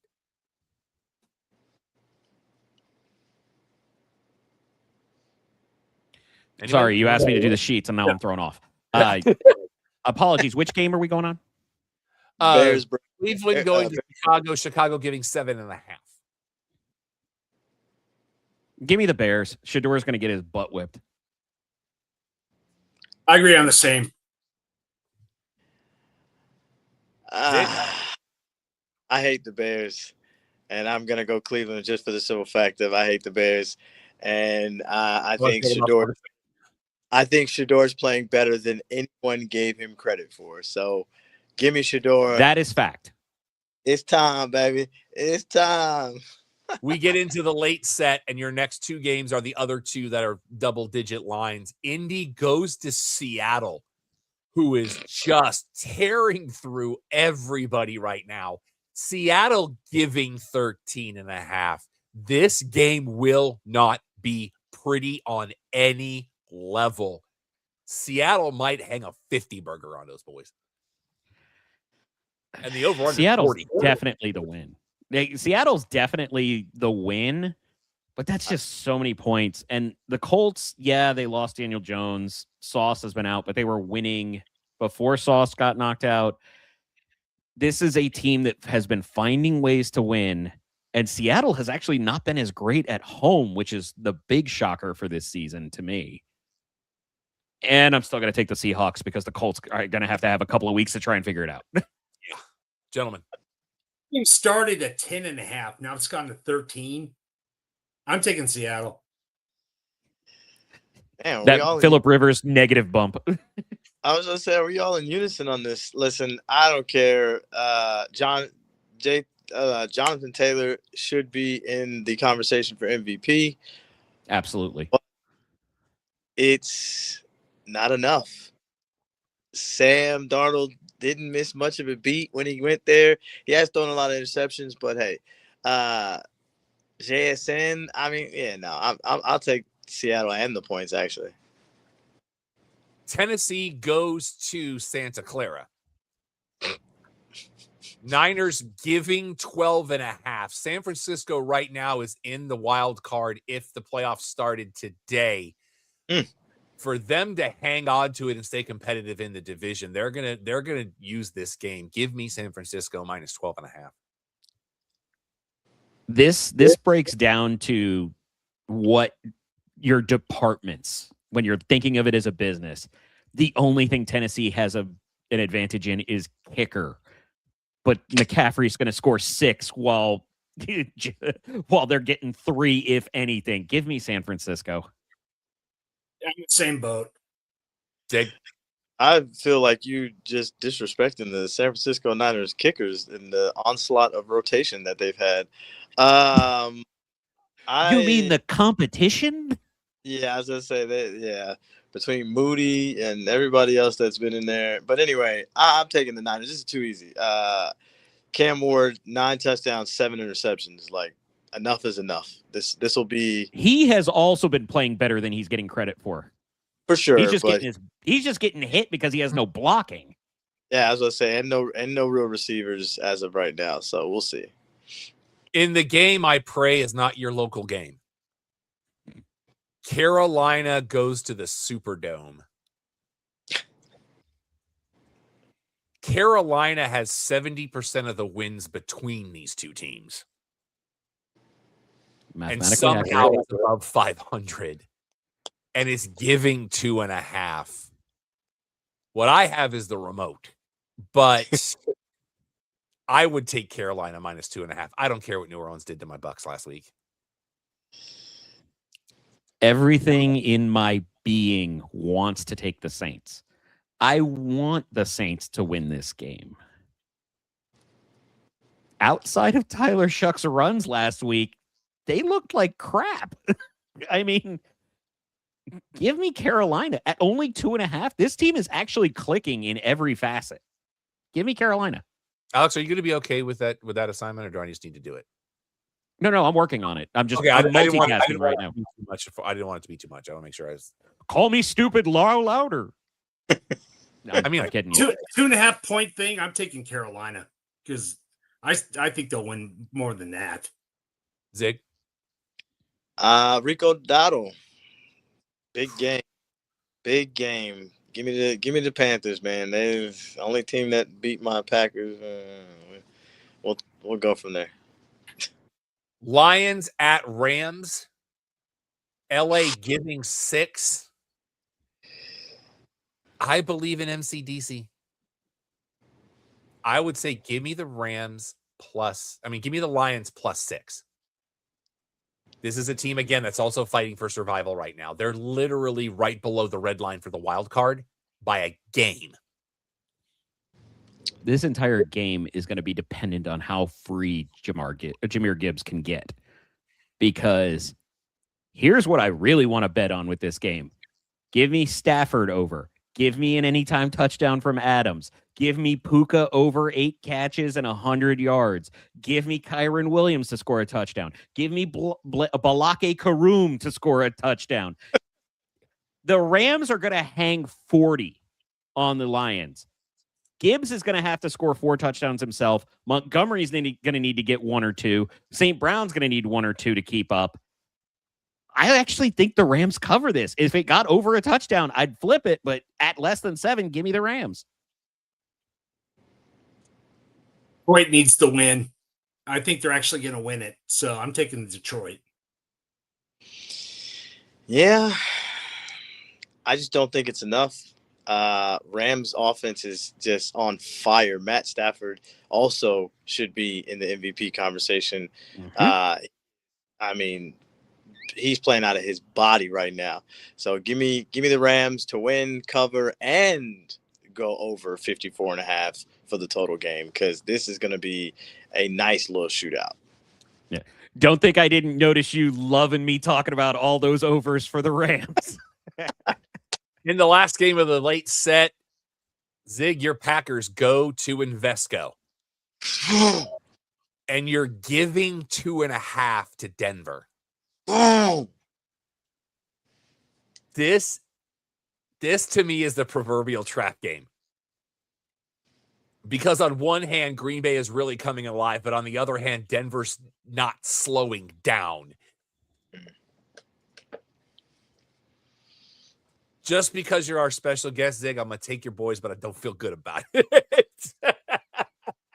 I would like to defer to later.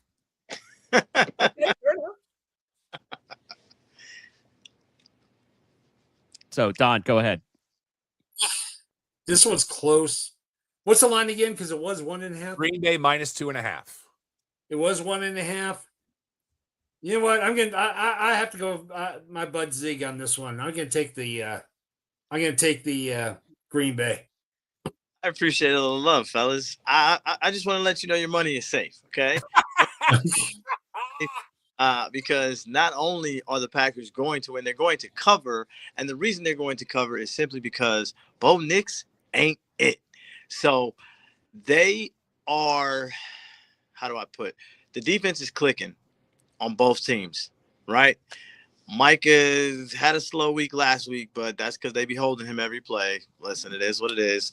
We all, as Cowboy fans, the Cowboy fans out there know that's a complaint they had every day, every game. I just don't believe in Bo Nix. I don't think when you look at the quarterback situation, I think Love is a better quarterback than Bo Nix, and I think that Bo Nix, he's been showing it lately. He doesn't lose them games, but he's a mediocre game manager at best. In honor of a legend and a hero. Those are some great points, Ziggy. Not so fast, my friend. Denver will win this game outright. Jordan Love will wind up making one of those patented bad deep ball passes, but they've got the secondary to cover it. It will be a close game, and Denver will pull it out. So once again, welcome to the island. Kyle Pitts just got about 50 yards receiving in back-to-back plays for a touchdown. Yeah, I really hope I started him. Speaking of the Cowboys, they are hosting Minnesota in Sunday Night Football. They're giving Minnesota 6. There's not enough for me to believe in Dallas right now. I will take Minnesota +6 on the road. Started at 5.5. Now it's 6. I'm taking Minnesota too. Dallas is done. See, the interesting thing for me here is you have Minnesota being as bipolar as a team can be, winning 30-0, losing 30-0. Dallas, as I said at the trade deadline, they made some good moves. I don't know that 6.5 is enough. Give me Dallas. It's even. Oh, it went down to 6. I love it even more. It's the same. Give me Dallas. Talk Dallas about by a the touchdown. look. I want to make sure we're clear. Well, at the same time, you're still the only one that looks at those numbers, so we need to rely on you for it. I'm gonna say Dallas, man. Listen, Dallas, nighttime they play primetime, nighttime they play better for some odd reason. Like you said, as far as the defense, they did make some good pickups. Quentin Williams coming in, that linebacker that they got, to forget his name now. But listen, I don't really Logan believe. Wilson. What's that? Logan Wilson. There you go. I don't really believe in Minnesota. And the reason I don't believe in Minnesota is because the same reason I picked my quarterback to win last week or this week. Who is their quarterback? Okay. Case point. Yeah, exactly. Well, no. Right now, it's either McCarthy or Brosmer, and either one of them are just token white guys at this point. And apparently I'm on call. So I might have to leave early. I don't know. Oh, I only got Section 202 selling peanuts. Monday Night Football, Don and I would like to apologize to America. Oh my God. Miami goes to Acupuncture Stadium for two teams that are a combined 500. Pittsburgh is giving 3, which makes it Pick them. it's a pick 'em.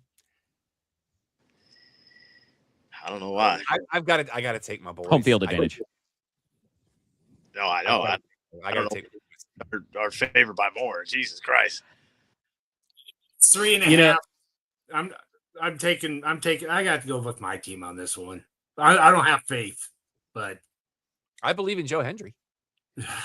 It's interesting because Accenture Stadium is one of the worst places in the NFL to play, but it's also going to be that disgusting, horrible Pittsburgh field that seems to help on defense whenever they play against runners like Achane, against Waddle. Pittsburgh has been doing just enough to win games, and I think Tomlin is cruising to his next winning season for you, Don. I'm taking Pittsburgh. Let's all say it together in unison. Give me the Steelers and give me them to cover. I'm surprised this line is so small. Miami plays terrible in the cold, and it's going to be, as of right now, they're saying it's going to be 21 degrees. It's going to be cold, hot, windy, nasty. Give me Pittsburgh in a slow, cook 'em under kind of game. So that's when you get the Tua. Oh my God, has he not regressed? All right, boys. It is time for those of you that are longtime fans of the show, longtime members of the Empire. I've got to move you boys to a different screen so I can see you, and I got to share my screen, which I will be doing momentarily. One moment, please. I have all of them in the spreadsheet. I'm going chronologically, so there may be a moment if you have something slightly different there. I'll need to ask a pause. I will just let you know that. It is time for our 2025 College Bowl prediction show. We're going to pick them all for you, kids. Now, these are straight up. There's no lines involved. We are not going to pick past the semifinals. We will come back and do the finals and the semifinals after the break, just because there's 12 teams involved in this thing. Notre Dame declines a bowl, which I like. That doesn't surprise me. They don't need money. They got money. Right, babies. I hate it. As a Notre Dame supporter, I hate it. What does surprise me is the alleged agreement that Notre Dame has allegedly made with the playoff committee that next year, if they finish in the top 12, they get an automatic bid. Yes. That was a little much for me. Nasty work. Yeah. So, and honestly, the reason I hate this the most is there's seniors on this team that may never get to play again. Yep. They're not going to get the bowl. They're not going to get the swag bags. They're not going to get the experience, all because they want to cry. And by the way, Alex has set up a pick'em. If you would like to join us on ESPN.com, I'll be making my picks probably tomorrow because I wait until like the day before. So, I am going to also add it to the QR code that you can see either at the top of your screen. So That's it'll be covered. on there, or you can go to ESPN, search for the Clubhouse Podcast. We will also be posting it on all of our socials.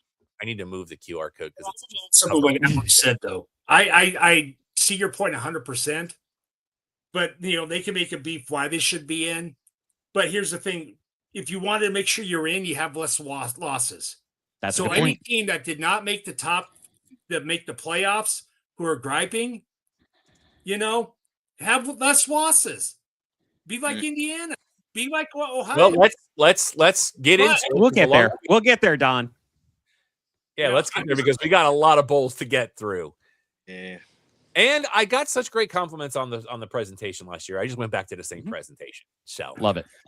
starting on Friday with the Cricket Celebration Bowl on Saturday. I'm sorry. We have South Carolina State and Prairie View A&M. I will say this is the least prepared I've ever been for our bowl picks. I don't even know who's opted out at this point, but I'll take the lead on this one because this season I am a Prairie View A&M backer. I am a supporter. I want all the good things for that team, that coach, that organization. Let's go Prairie View. This will be at 11 a.m. All these times are central because do your own math. This is 11 a.m. on your local ABC affiliate on Saturday. Don. That's a Prairie View. Ziggy. Yeah, Prairie View. Great story, great coach, great team so far. So I think they're gonna take it. And that's a clean sweep. I'm gonna take Prairie View as well. They're playing better than they have in a while. So and they play here every year, which is kind of cool.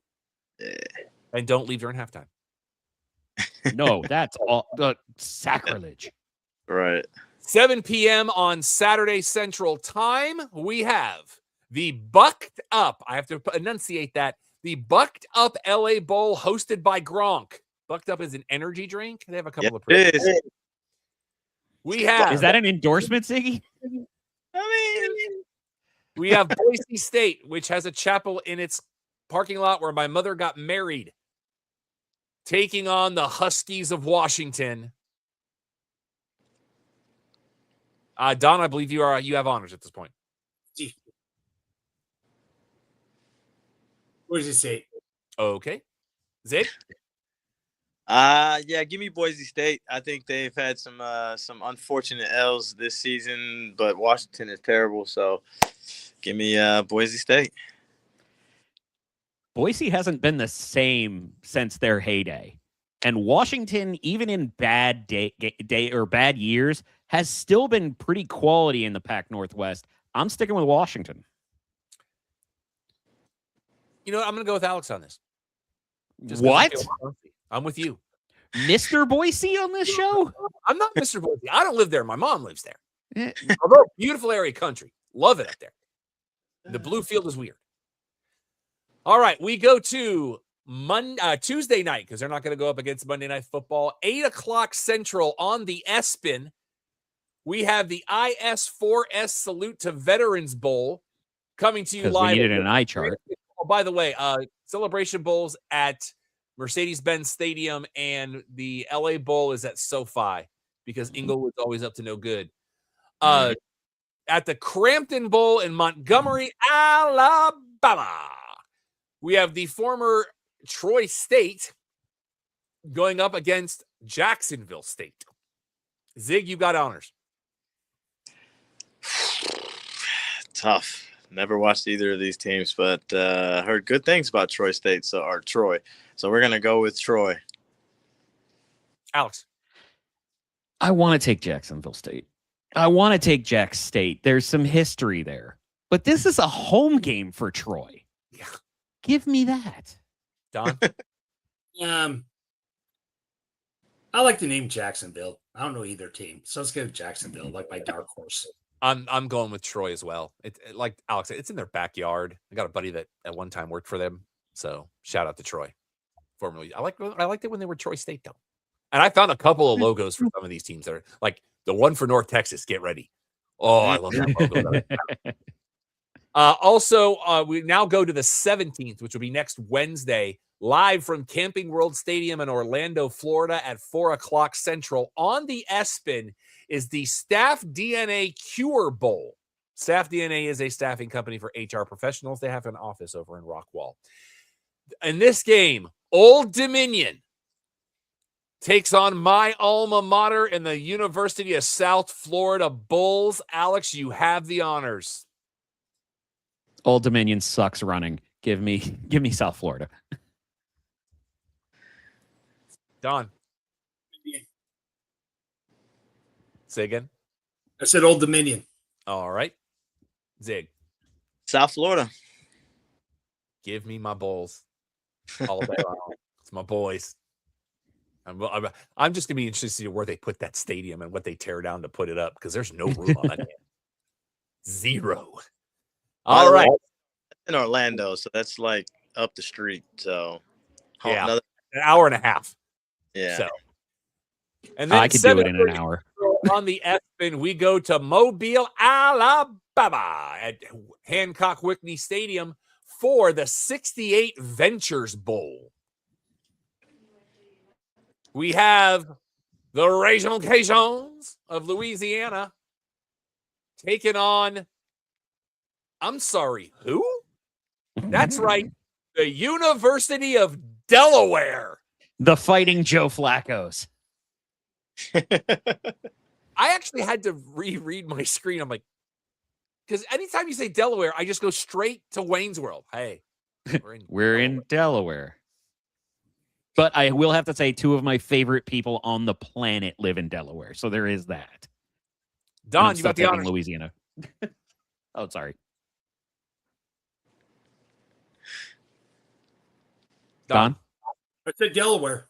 You got to remember there's a delay on your mic, so you might want to say a couple of words and then give us your pick because we're not hearing it.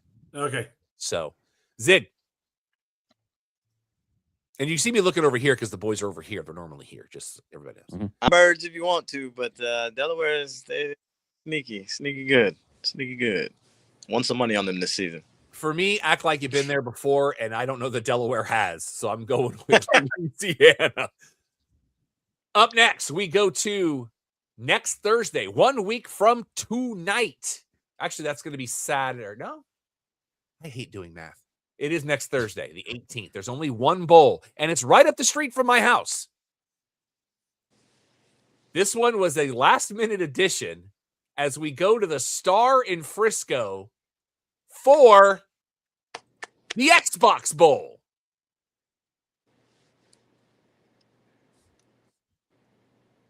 Arkansas State, the Wolfpack, taking on Missouri State. 2 great logos. Zig, you got honors. Give me Arkansas.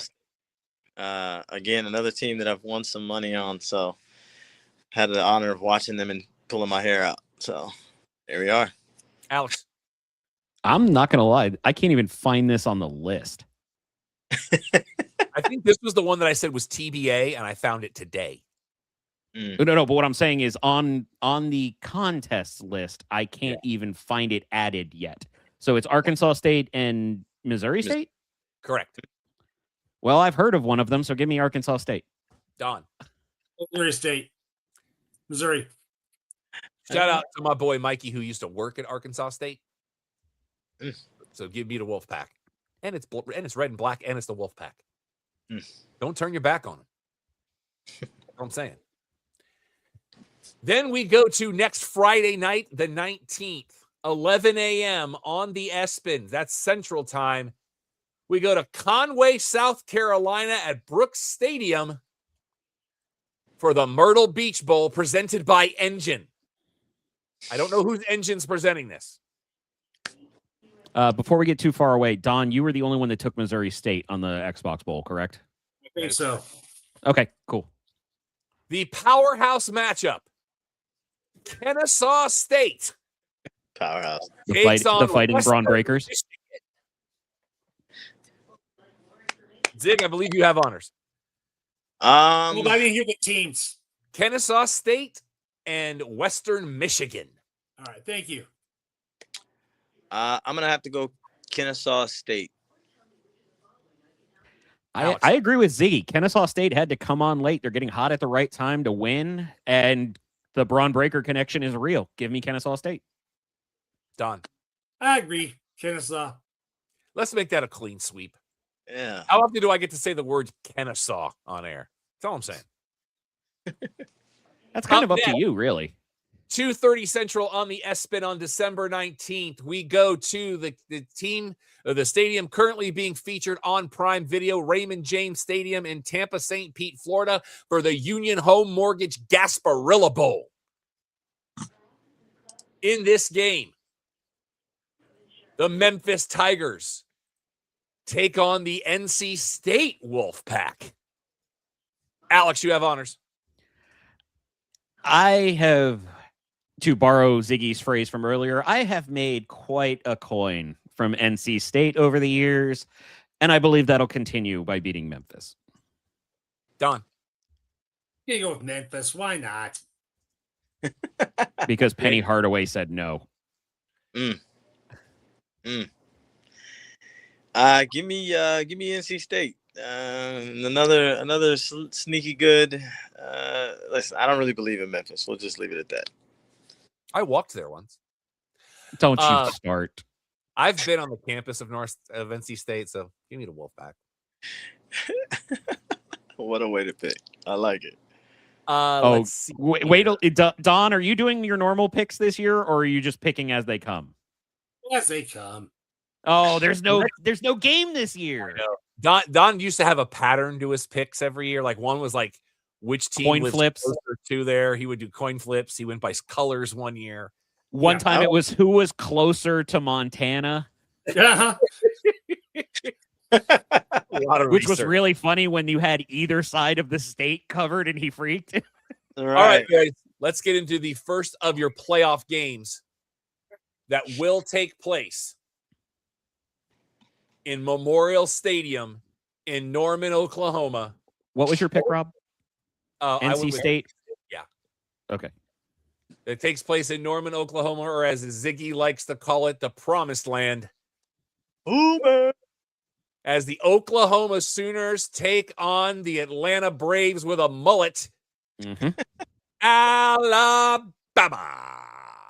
Don, you have honors. You know what? Alabama, I think, is overrated this year. I'm going Oklahoma over those two. Zig, I think you have Oklahoma's to- less you have to ask you, overrated. Ziggy. He just said Oklahoma's less overrated. Give me them. Yeah. Hey man, Don, not too much. SEC. Not too much. I'm being honest. Ziggy, fire back. You're up, bro. Oh, I'm Yeah. sorry.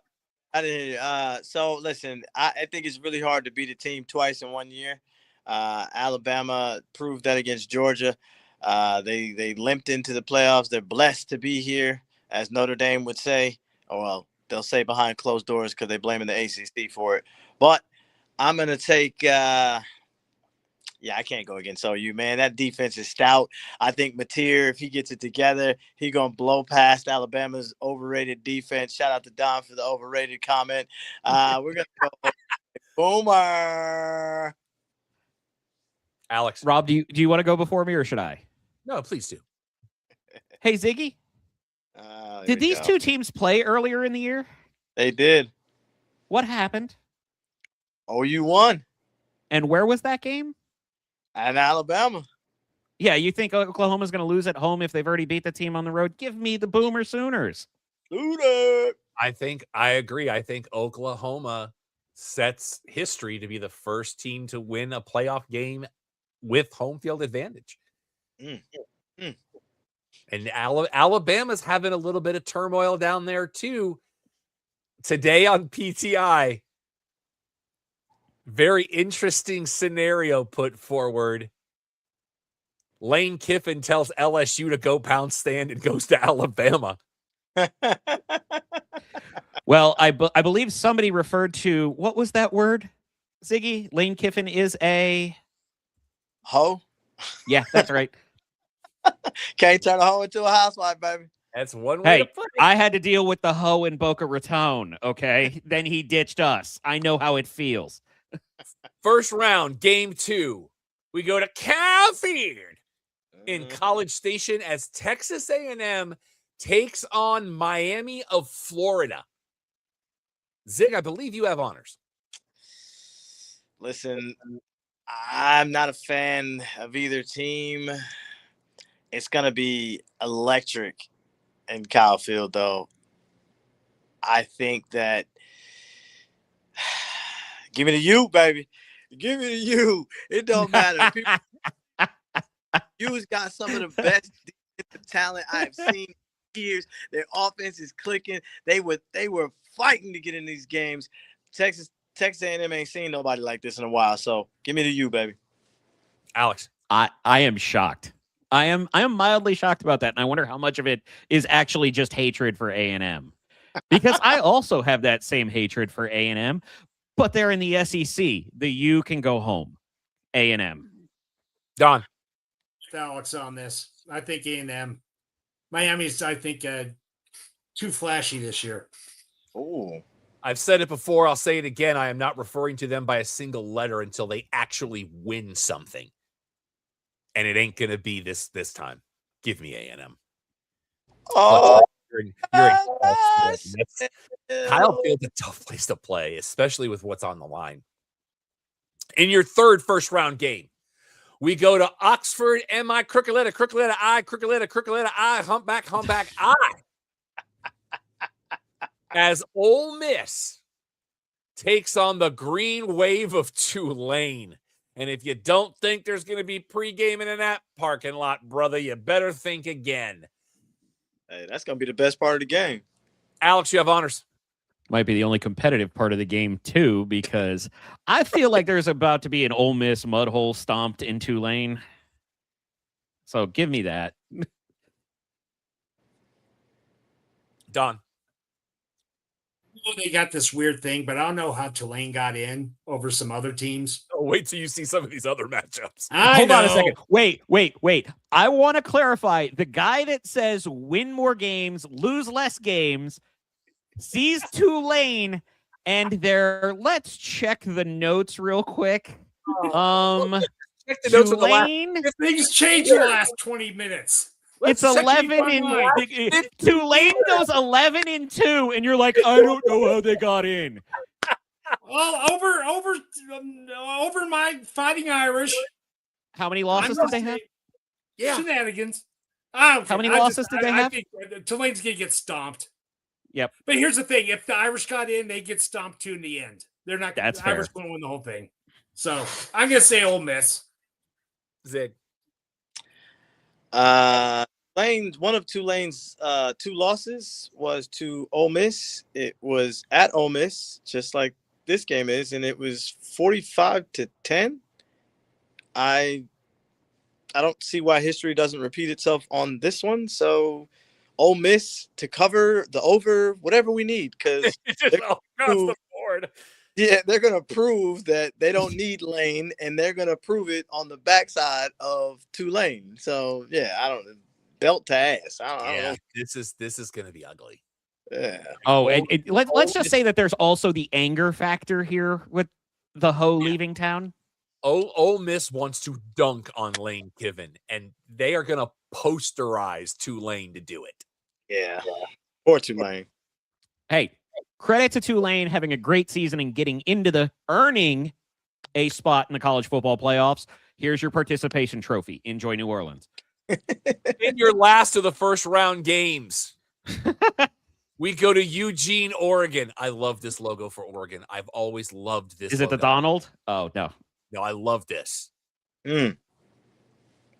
And I just, before I reveal who they're playing, I just want to remind you, it is December. It is not March. Oregon is playing James Madison. I need to go back to my timeline. This is not my timeline.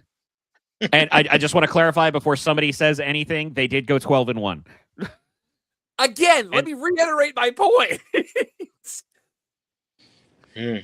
Don, I believe you have honors. Oregon's going to slap them. That's simple. Can I just ask, is anybody taking James Madison? Because this one we could go quick. Nope. Give me the Nikes.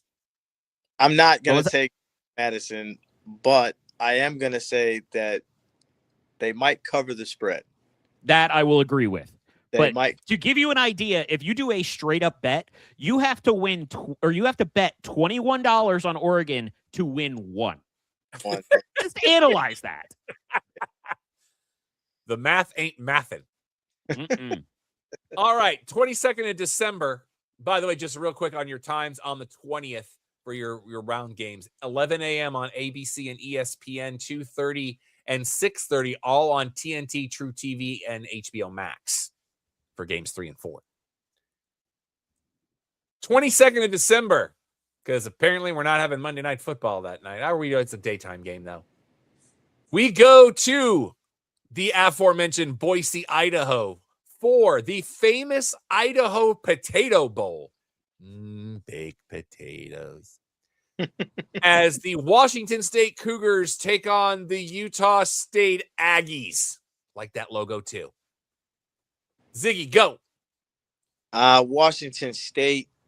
I've seen Utah State a couple of times this year, and that was, doo-doo on a napkin. Alex. Washington State hasn't been great since the Pirate left us. I do miss Coach Leach. But there's an interesting thing in Boise where teams in blue tend to win on the blue field. So give me Utah State in the dumbest reason I'll pick a team. Will they make them not wear the blue for that reason? I have no idea because Boise used to wear the blue on the blue field. Yeah. Don. Hey, so Ziggy, you were Utah as well? No, Washington You State. were Washington State. Washington State. I apologize. Don. On these games, I don't know. I think for this one, I'm going to say who has to travel less distance. So it's Washington. So I'm going to pick them. It's kind of 6 and 1/2, doesn't it? It really is. It's do you want to go east or north? Yeah. I'm going to go Utah State as well. I also miss the drunk Vince Gill. So he looks like Vince Gill. Christmas Eve. We go to Alex's section. My alma mater. Flagler CU Stadium, which I'm assuming is credit union, Yes, it is. for the Bush's best Boca Raton bowl of beans. Show that beautiful bean footage. Am I first on this? I believe you have honors, and if you didn't, now you do. Fair enough. Louisville takes on the Rockets of Toledo. What state is Toledo in?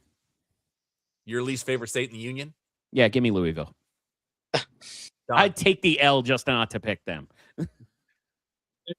Toledo and who? They're the Rockets. No, Toledo and who are they playing? Louisville. That's Kentucky, right? That is correct. Yes. I don't know either team, so I'm going to take the one that's closer to Boca Raton. So I'm going to take Louisville. Raton. That's what I said. No, Raton is a chair. Oh my goodness! Give me Louisville because Louisville is sneaky good. Toledo's not. This was a gimme for them, but yeah, Louisville's gonna smack the hell out of Toledo. Matter of fact, I'm taking a bet on this one. I'm taking Louisville because I couldn't find a version of the logo that didn't blend into the background. So this is like the one that I couldn't get a good one on.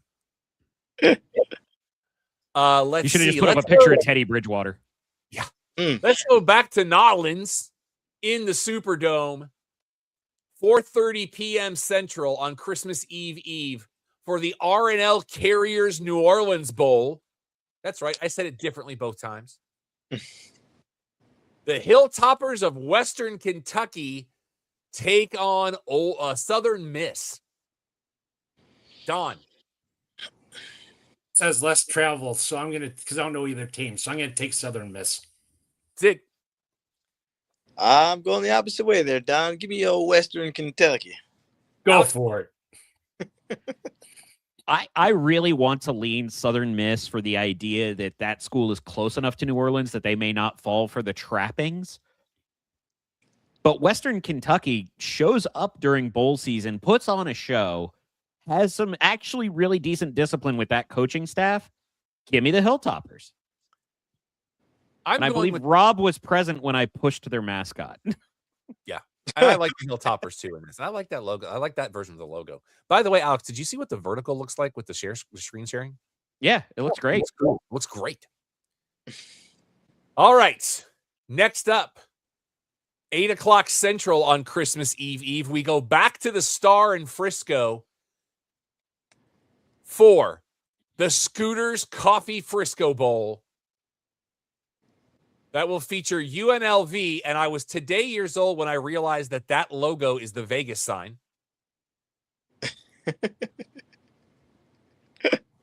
Am I the only one that just realized that today? Yes. Probably. And they are taking on Ohio.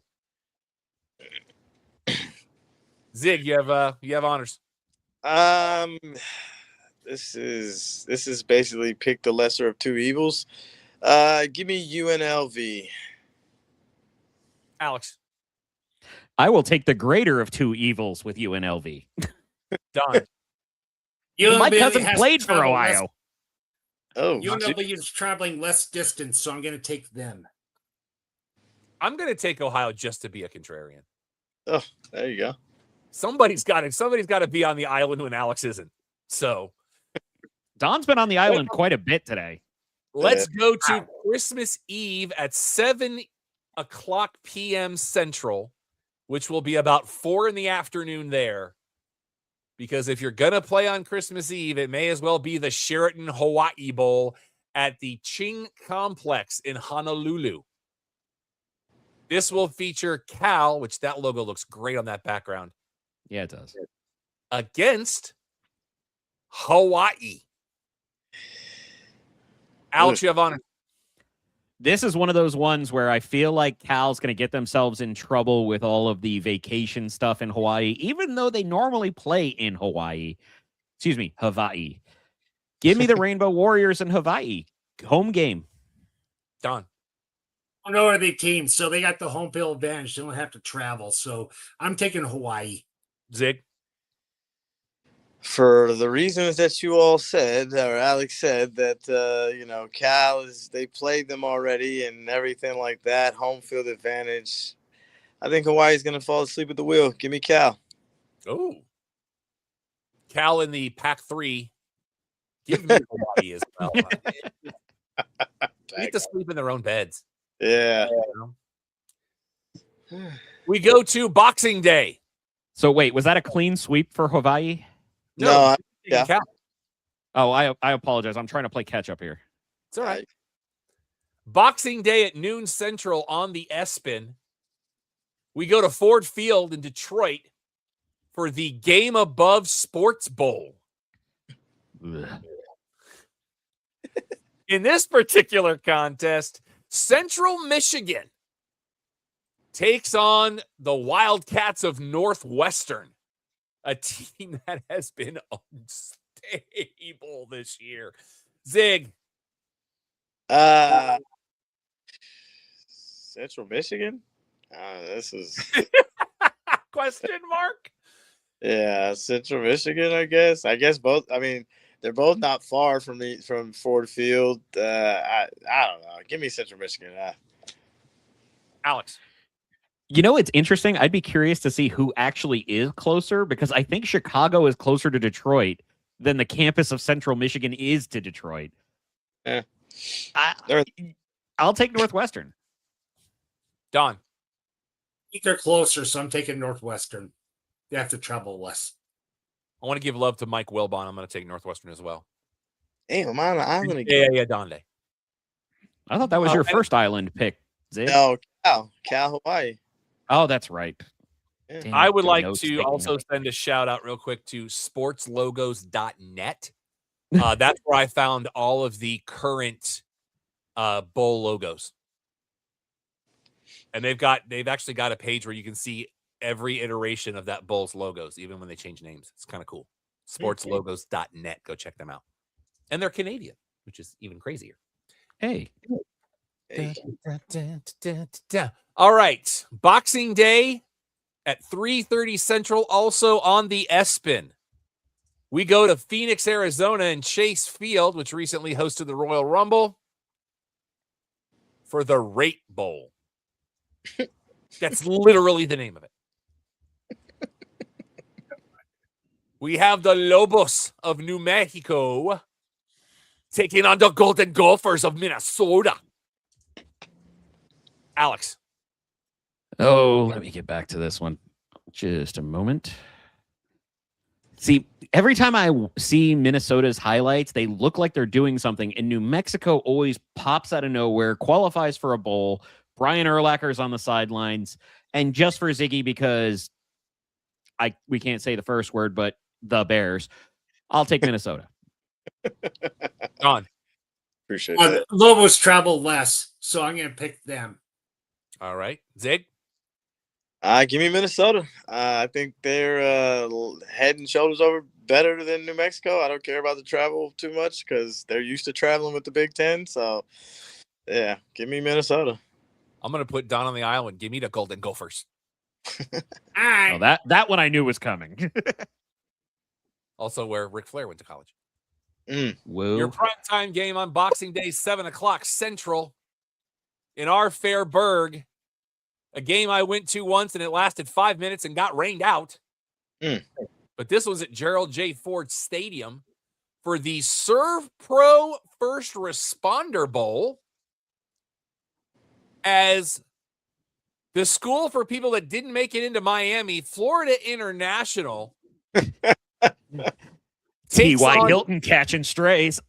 Right. takes on UTSA. Don. PSA at. San Antonio? Okay, I'll take them. They only have to drive down the road a little bit. Still a 7-hour drive. 4 hours. It's Still closer than Have you Florida. driven through that Austin traffic? 4 Are you kidding me? hours? You take You the are- loop around Austin. It's 4 hours. Sir, that's a helicopter. Yeah, the ride. loop itself is 4 hours. Yeah. How are you on 85 to speed Ziggy. limit? I'm picking FIU just off the simple fact that he said 4 hours from driving from San Antonio. Give me FIU. Alex. Rob, I need a bleep. All right, Uh-oh. go. Am I doing it now? FIU. Damn. Give me UTSA. T.Y. Hilton can suck it. Oh my goodness, sir. I hope he sees this. Someone's mad. I'm I taking hate FIU. Yeah, they're pretty scrappy. I'm going to take FIU in this. And don't let Wait, it rain. hold on a second. Only Don and I picked UTSA? Yeah. I And he officially They feel only have to bad about travel my pick. 4 hours. And he picked it because of the 4-hour drive. Yeah, I just hate FIU. I mean, come on. I'm siding with the Coyote. I'm not taking UTSA. I hate you so much. December 27th, 10 a.m. Central on the ESPN, we have the Go Bowling Military Bowl from Navy Marine Corps Memorial Stadium in Annapolis. Alex's alma mater, Pitt. Well, I didn't graduate. I went there. This one alma mater counts. Takes on Okay. the Pirates of Eastern Carolina. Don. Got accepted to Pitt. Plus, it's closer.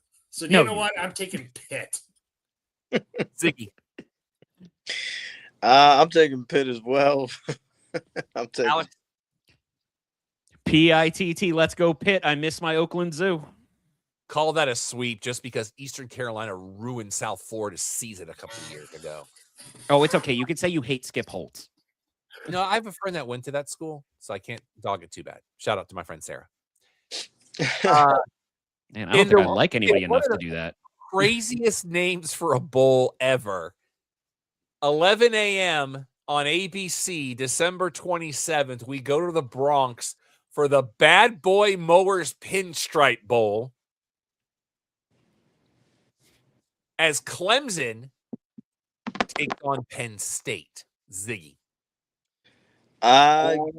Clemson in Sweeney's last game as head coach. Ooh, Alex. That's a pretty bold prediction. HSO. I was just thinking it was going to be Clemson in a sweep because Penn State is in such disarray. Valid. Don? Clemson at. South South Carolina. Oh, yeah, that's what I thought. Okay, yeah, Pitt. They're closer. They got You mean less Penn than- State? Penn State. Penn State. That's what I said. No, it's not. Did you get accepted to that one too? No, I do have Not so- proof I got accepted to Pitt because I still owe money. Oh, is it chiseled in the tablet? Don, use the word allegedly. No, I owe money. I do. Oh, fair enough. I'll take Clemson too. Here we Don go. on the island. We go to Boston at Fenway Park for another oddly named the Wasabi Fenway Bowl. Wasabi? When I think of wasabi, I think of Boston. I don't think of like Chinatown. I don't think of Tokyo. Don, I really want to mute your mic right now before we get to a place. What she just said, 'cause you did it backwards. I also learned recently that pretty much unless you live in Japan, what you eat is not real wasabi. Facts. Like colored horseradish. Yep. Shout out Weird History Food. Mm. In this game, UConn takes on a team that this could be the deepest we've ever gotten into picks before mentioning a service academy because they're taking on Army. Mm-hmm. Don. Army at. West Point, New York. So yeah, they're closer. I'm gonna. No, they're not. They're not. Okay, then I'm taking you. Connecticut is this in New far. York. Yeah. Okay. Connecticut is this far. Okay. Zing. Connecticut.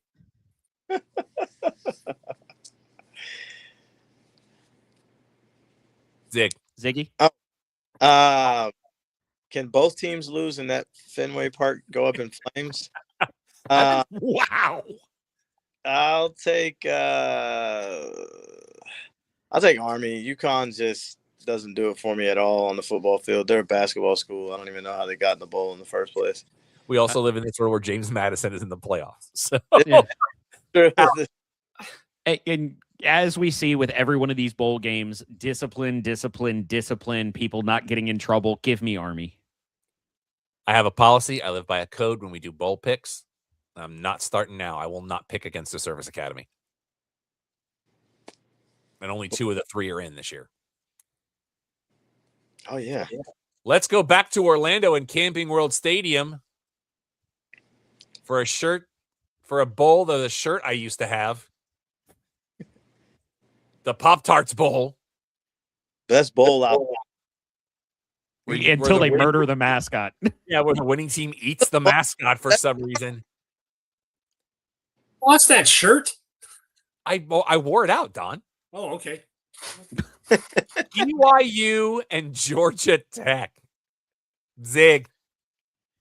I don't like crybabies, and BYU's been crying just as much as Notre Dame about not getting into the bowl game or playoffs. Like, be for real. Y'all got spanked by Texas Tech, not once, but twice in the most disrespectful fashion. You played nobody. Give me Georgia Tech because I like their quarterback. Georgia Tech's quarterback has been swept under He's the rug. solid. Solid. Like, what? Give me Georgia Tech, baby. Alex. Georgia Tech has just been playing better than anybody expects and taking good teams to the wire. They hung with Georgia for a good minute, and BYU is focusing on all the wrong things, and I dislike Mormons. So give me Georgia Tech. Don. Next closer. So I'm going to pick them. I'm picking Georgia Tech as a shout out to Roman Reigns. Joe Anawai. Actually, I have a friend in their Hall of Fame, too. He went in with Calvin Johnson. 3:30 Central on CW. Oh, because of course it is. We go to Tucson, Arizona at the Casino del Sol Stadium for the Snoop Dogg Arizona Bowl presented by Gin and Juice by Dre and Snoop. Miami of Ohio takes on Fresno State. Don. Fresno's closer. I'm going to pick them. Well, you better figure it out. California or Ohio? No, I said, I said Fresno State, All right. California. They're closer. I'm picking them. It didn't pick up the beginning, Don. Oh, I'm sorry. So Fresno State, right? Yeah, they're Okay. closer. And a bowl that I don't even know why it exists besides the fact of money grab. Because Snoop wants a bowl. Snoop gets a bowl. Because that means more than one marijuana thing. is also That's the legal in Arizona. And when I say bowl, I mean multiple things. So, all right. So, answer me this: where is Snoop from? I SoCal? believe Inglewood's still up to no good from the LBC. He's from Long Beach. He's from Long Beach, No, that's true. California. This bowl is worthless. I don't even give me Fresno State for the simple fact that hopefully they'll pull it together for the California fake Arizona Bowl. Alex, Give me the Fighting Derek and David Carrs. Fresno State's in this, and Miami is located in a different state. Zig, did I ever tell you about Bomani Jones talking about where they put the Clippers arena? No, He said if that hadn't been the arena, it would have been a Walmart. And he goes, can you imagine a Walmart in Inglewood? The people watching alone. Wow. I love Bomani Jones. Give me Fresno State. Give me the Bulldogs. No, it's not Sweep. basketball. December 27th at 4:45 Central on the ESPN. We go to University Stadium in Albuquerque. Took a wrong turn at Albuquerque. With the Isleta 20th Anniversary New Mexico Bowl. Look at that North Texas logo. That's a nice logo. The University of North Texas State takes on the Aztecs of San Diego State. I had to go to the cool logo for both of these guys. Zig, I believe you have honors, my friend. Listen, man. UNT does a celebration that I love. They give a special shout out to one of my favorite beer drinking wrestlers of all time. His name he's Stone Cold Steve Mother Austin. So give me UNT to do a lot of fake beer drinking, celebrating on the sideline. UNT wins it. Alex. Because Stone Cold I knew I should have worn a different shirt. I hate UNT. I dislike Denton. It's right there. But the big thing to look for in this is that quarterback that nobody expected anything from, who has been lighting it up at UNT, is going to get a showcase in this. They might hit the over whatever it is by themselves out of principle. Give me UNT. Don. I like that San Diego State logo, though. Yeah, both of those logos. Taking on UNT is taking on who? San Diego State, the Aztecs. Trying to figure which one's closer. San Diego. San Diego. Okay. Well, let me. I'm going to say San Diego. I hope it's Let me equal. do a double check to go in just to see the. Don, we're in hours very 3. close. Oh, I'll come back. If I have to chase it, I'm going to take San Diego then. okay. I'm taking North Texas State because Alex is absolutely right. That quarterback is crushing it right now. All right. Let us now go to NRG Stadium in Houston, for a sponsor that Alex and I were talking about last night. For the Kinder's Texas Bowl. Hold on. Nope. We're gonna go to the Gator Bowl. Gator Bowl first. I apologize. Yep. In Jacksonville at Everbank Stadium, Mizzou takes on Virginia. Alex. One of these teams is in the SEC. Give me Missouri. Don. I think Virginia's closer. I'm going to pick them. And plus, North Texas is closer, so I'm taking North Texas over San Diego. Making the adjustment. Zig. I love the commitment to the logic. I just want to know how much the difference was. 770 to 640. I mean, 6. Yeah, oh, wow. That's pretty close. No, New Extra Mexico's hour. far from Texas. Yeah. So I always screw up which one's Arizona and which one's New Mexico. Ziggy, who do you got in the Gator Bowl? I got Mizzou and that defense. I'm taking Mizzou as well, sticking with the SEC. Sweet. And again, NRG Stadium in Houston. The Kinder's Texas Bowl. If you know what Kinder's is, that is a sauce and flavoring brand that is excellent. They have a great French onion soup or French onion dip mix. This ought to be interesting, boys. LSU, Houston. Well, we know who Don's picking. It's been Yep. closer. Closer in. Yeah. Couldn't be closer if they tried. Ziggy, who you got? I got LSU, man. LSU honestly has a pretty good team. We were talking about Nussmeyer, whatever his name is. Garrett Nussmeyer. Yeah. Yeah, as being one of the Heisman candidates in the beginning of the season. Mhm.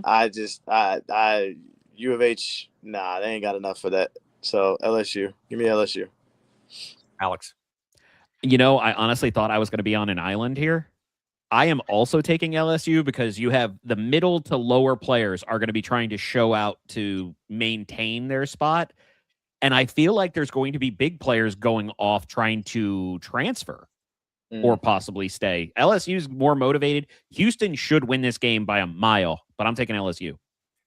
I have a lot of my in-laws that went to Houston, but I'm still taking LSU. Interesting. Only Don wound up on the island again. Wrapping things up at 8:15 Central on December 27th. That's that game. So now we go to December 29th at 1 o'clock in the afternoon Central for the J-Lab Birmingham Bowl from Protective Stadium in Birmingham, Alabama. J-Lab is you can see it there at the top of the logo. They do headphones and stuff. Not bad quality. Georgia Southern takes on App State. Zig. Lesser of two evils, gonna take from Don. This might be somewhat of a home game for Georgia Southern. Give me Georgia Southern. Alex. The interesting thing on this one for me is it features the only game with the only team with a losing record in a bowl game. So give me Georgia Southern. Don. Georgia Southern. I'll be on the island. I'll take App State. We 5-7. We always remember. Yeah, Michigan.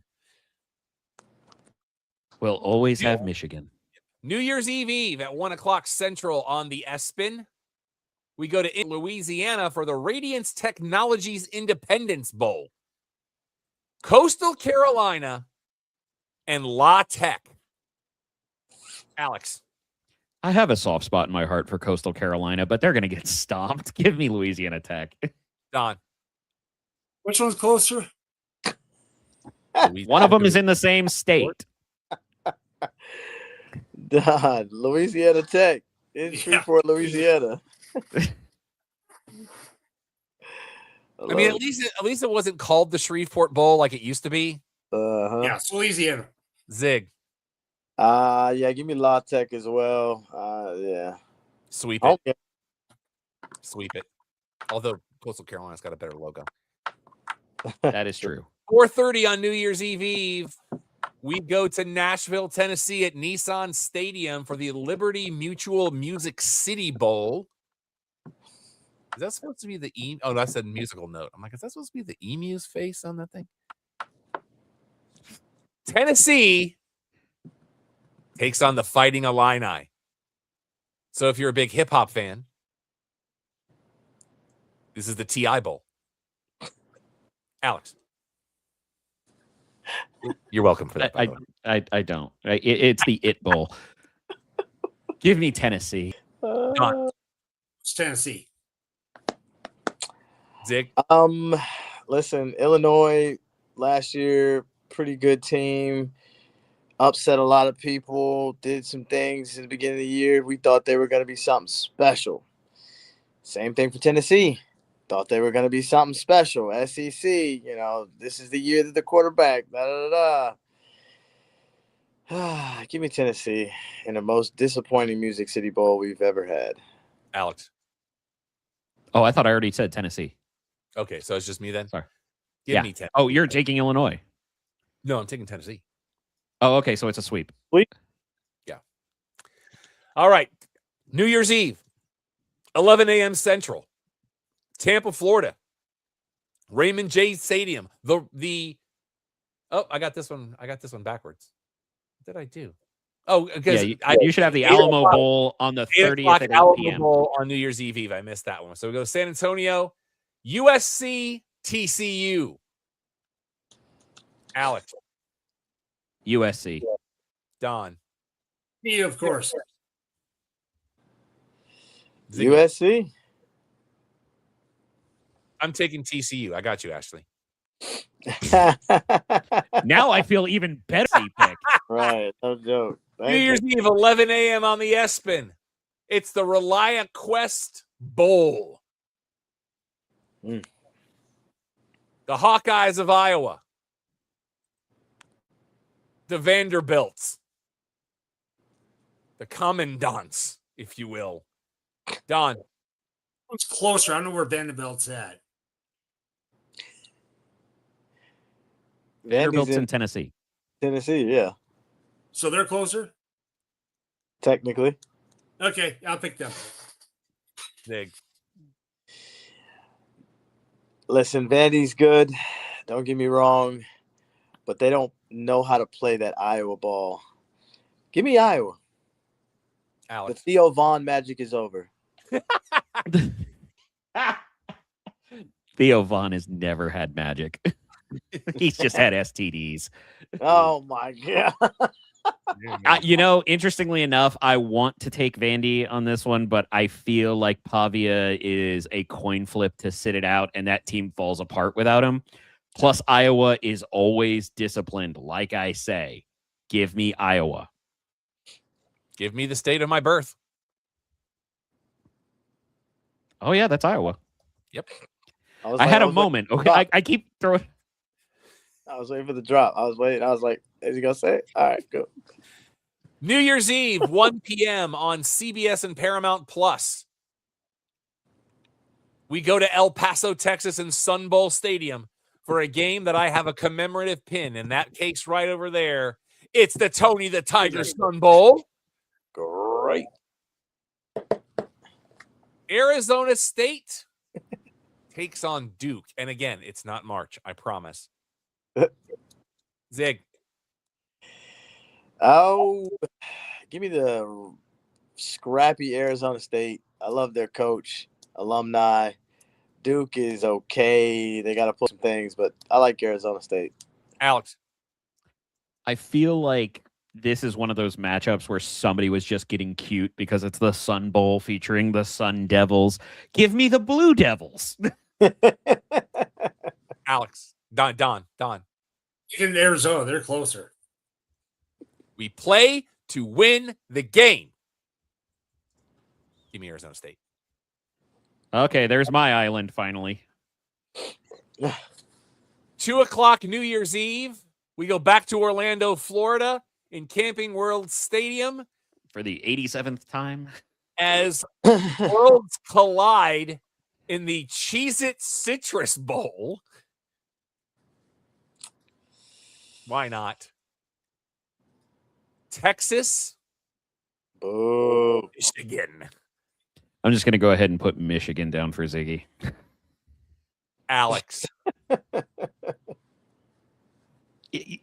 Texas actually has a team, and they're going to try and show out to draw more recruits so they can make the playoffs. And Michigan is in the most disarray of any team right now, unexpectedly. I'm going to go with Texas. Don. I think Texas is closer, so I'm going to pick them. That is a Zig. fact. Yep. Unfortunately, as much as my stomach is turning right now, Hey, Ashley, we're going to need you to clip this, and we're going to play it on a loop.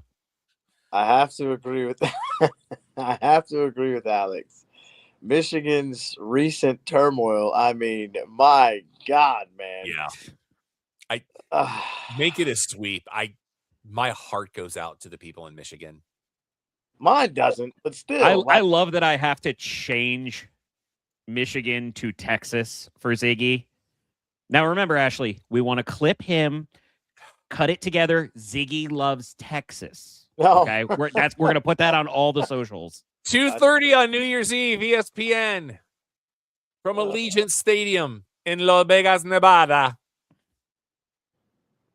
It is the SRS Distribution Las Vegas Bowl. Because Vegas, Nebraska, and Utah. Don. Utah's closer. I'm picking them. Ziggy. Is the quarterback that wanted to be Pat Mahomes he playing for He's Nebraska? in the transfer portal. Oh, he's in the transfer portal. I believe he went in the transfer portal. Yeah. Yeah, give me Utah then, because this game, give me Utah. Alex. Discipline wins bowl games. Utah does it every single year until they New Year's game, and then they get smoked. Give me Utah. I don't know which fan base I want to see in Las Vegas more of these two. May I remind you, sir, you are the governor. I know. I haven't made my pick yet. But you are the governor. I know. Mm. But let me continue. Nebraska fans in Vegas, Utah fans in Vegas. Worlds will collide, and I'm here for it. But I am the governor of Utah, so I have to take the Utes. And don't forget, we're going to find Matt Rule drunk somewhere on the strip. Oh, my God, that's going to be glorious. And he's going to be too short to get up to the craps table, so he's going to keep jumping like it's a hook shot. And I know I can say that because we can see eye to eye. Wrapping up the New Year's Eve Bowls at 6:30 Central on the ESPN from our fair burg at the Death Star. It is the Goodyear Cotton Bowl. Ohio State will take on the winner of A&M and Miami.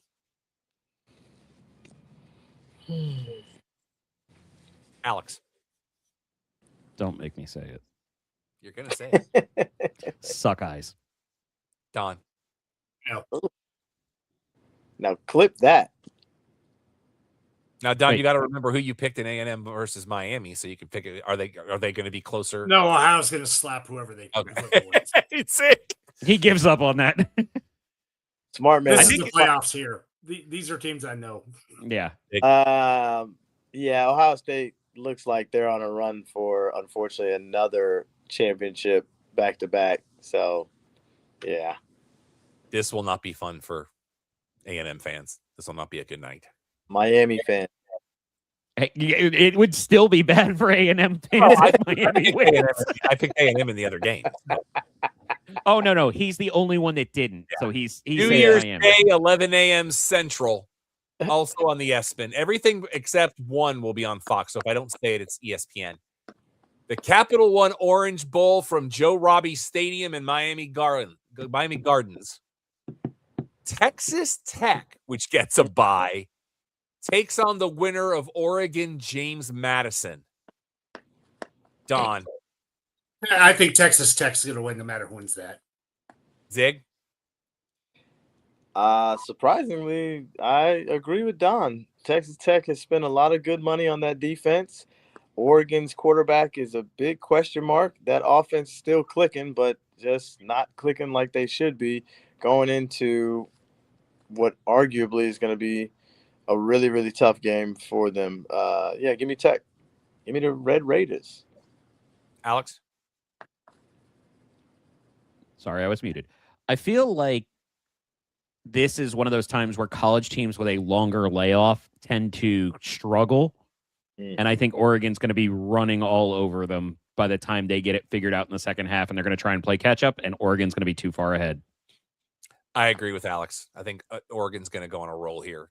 Tech's good, but it's going to be a fun game to watch. And the one point that Ziggy made, I actually kind of disagree with. I think they're going to try and showcase Dante Moore, similar to how the UNT is. So I think they're going to be trying to boost their dude's stock up to try and get him to that top 3 pick. New Year's Day, 3:00 Central. We go to Pasadena for the granddaddy of them all. The Rose Bowl brought to you by Prudential. I live in a world where I'm about to say Indiana football, who got a bye, will take on the winner of Oklahoma, Alabama. I think we should make Ziggy pick first regardless. Okay. So Indiana or Oklahoma? Listen, we all know where my heart lies, but we also know where your wallet lies too, brother. Right, I was gonna Ashley, say, get ready for clip 2. when bragging rights and money comes on the line, you gotta take your love, you gotta take the emotion out of it, all right? And to be honest, that dude Cignetti, that quarterback who is going to be the number one pick, outstanding. You got to give them credit. Although I do think Ohio State's kicker blew the game on purpose, but whatever. What? Hey, I'm just saying. No, that was a really bad kick, but holy, I didn't hear that. 27-yarder. Come on, fam. He practices from 60 yards sideways and gets it in the. Come on. Anyway, we're not gonna, this is a Pete conspiracy Carroll theory. on the other line. Yeah. I'm gonna go with Indiana. Indiana's gonna pull out a tough one. I think OU's lack of experience is gonna show, and I think Indiana's they learned from their mistakes last year. So, All right, clip it. Ziggy said Oklahoma sucks. wow. I also think Fernando Mania 2.0 is the truth, and Cignetti just doesn't know how to lose. Did you see how angry that man looked after beating Ohio State? He was like pissed that it was close. Give me Indiana. Don. Does he not remind anyone of the Jim Carrey Grinch? Like, is that just me? Okay, all right. I thought it was just me. Don. This one's been how many years since they even won the division? At their conference. I believe it was 1945. 40, outright. I think this is one of those that people didn't think about, and they have been proven they are tough. And I know you're going to have stuff like some potential hard games like them against a repeat of what happened last weekend, or even them against Georgia. But I think they're going to be in the national championship, and I think they if I had to bet about anybody, I think they're the ones that are going to win the whole thing. I'm going to take. And we'll get to those picks later on. Yep. I want to take the logic of the layoff and flip it here. I think Indiana is on a mission, and they're not going to let anybody stand in their way. In your final of the pseudo semifinals, we go back to the Superdome again for the All-State Sugar Bowl. Georgia takes on the winner of Ole Miss and Tulane. Is anybody not taking Georgia in this? I would be shocked.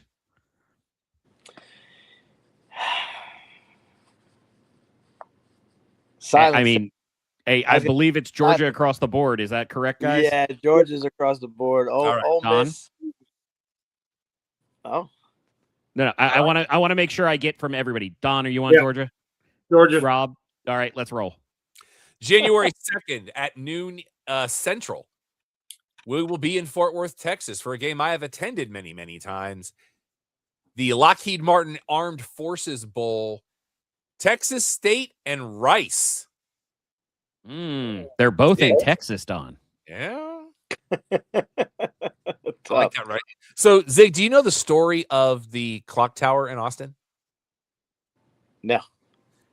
It was designed by a graduate from Rice. So if you look at the clock tower at night, if you look at it on the corner, they designed it so the lights form with the clock faces forms an owl's head. Wow. How Texas State at? Texas State is in like New Braunfels area. Yeah. If I remember correctly. Rice is in Houston. I think Houston's closer. I'm going to pick Houston. All right. Zig?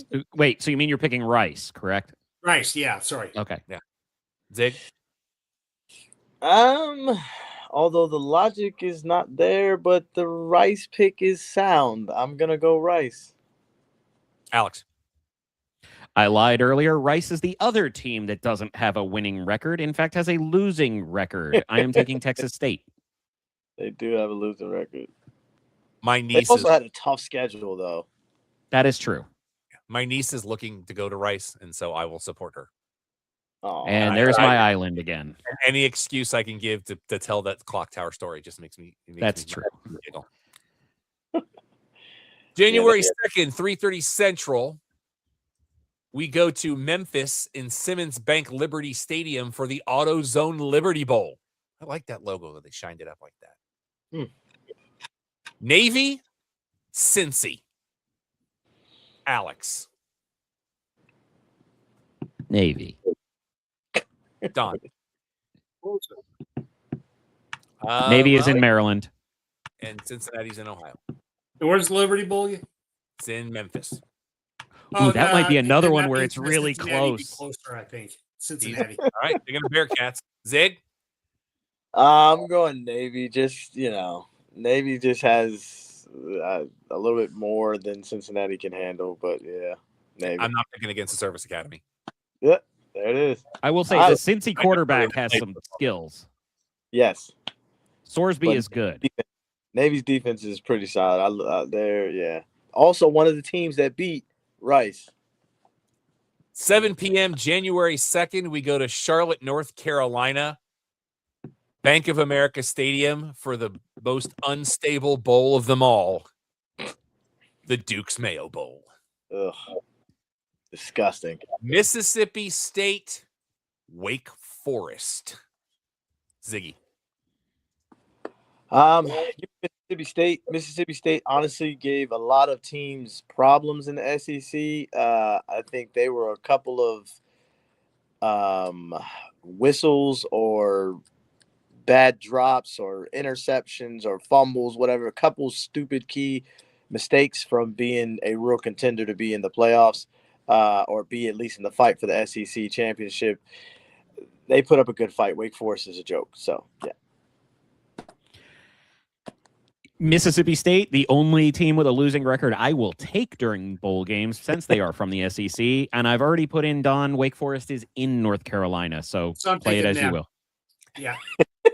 You boys know how much I like alliteration. Wake Forest is the Demon Deacons, but I'm sticking with the SEC. Give me Mississippi State. Yeah, I already had you down for Mississippi State. I knew where this was going. And finally, on your local Fox affiliate, January 2nd at 7 o'clock Central, San Diego, California, in Snapdragon Stadium, we have the Trust and Will Holiday Bowl. Arizona, SMU. Don, what's your final pick of the night? They're closer. Arizona.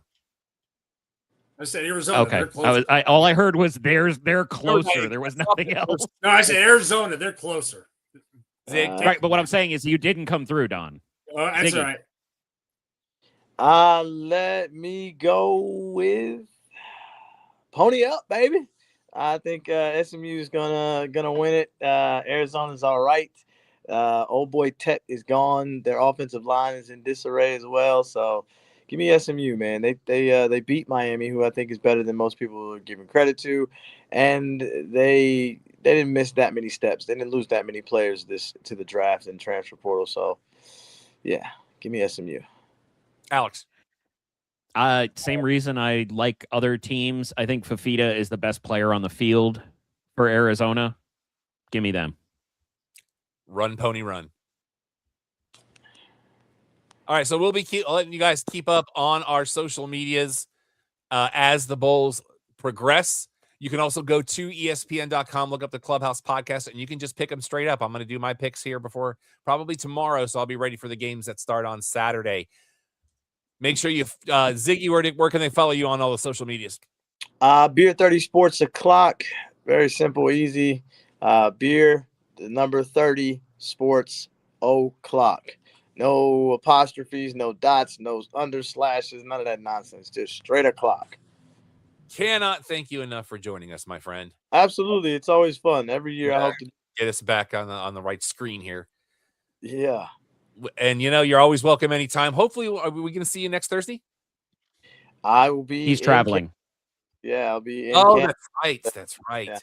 Yeah. So you may see some stuff from us next week at the annual Sunset Lounge holiday gathering. I don't know if we're going to do anything or not, but then that I'm going to miss it. We'll be back in this particular configuration, at least 75% of it, on January the 8th, but we will have content for you the week of Christmas and the week of New Year's. I just got to put it together. Anything else we want to plug, boys? Got the QR code. Go scan that. Nope. Follow our socials. Go to the QR code. We're going to post where those contests are, along with everything else that we have with Sunset Lounge, including Ziggy saying that Oklahoma sucks. Wow. guest in our home. and he I hope just- FIU just Oh, no, no. blows everybody out. I hope FIU just goes crazy. Hey, I'll and- take FIU winning as long as it's not Ohio. And 11 minutes left in the game. Tampa Bay's doubled up on Atlanta. That's what I need, baby. I took Yep. another. It's been a 4.5 while. Since wasn't we had enough. it's been a while since we had a stupid boat movie length episode. But we're going to be off for 3 weeks, so It's also true. Nice. gentlemen, always a pleasure. So until next time, for Alex, for Don, for Ziggy, for the Empire, I'm Rob. Clubhouse is closed, and I got to talk a little bit about Brittany Palmer to a buddy of mine the other day. Saw the picture of her when she was going on Rise of the Resistance, not Rise of the Millennium Falcon thing. Deuce.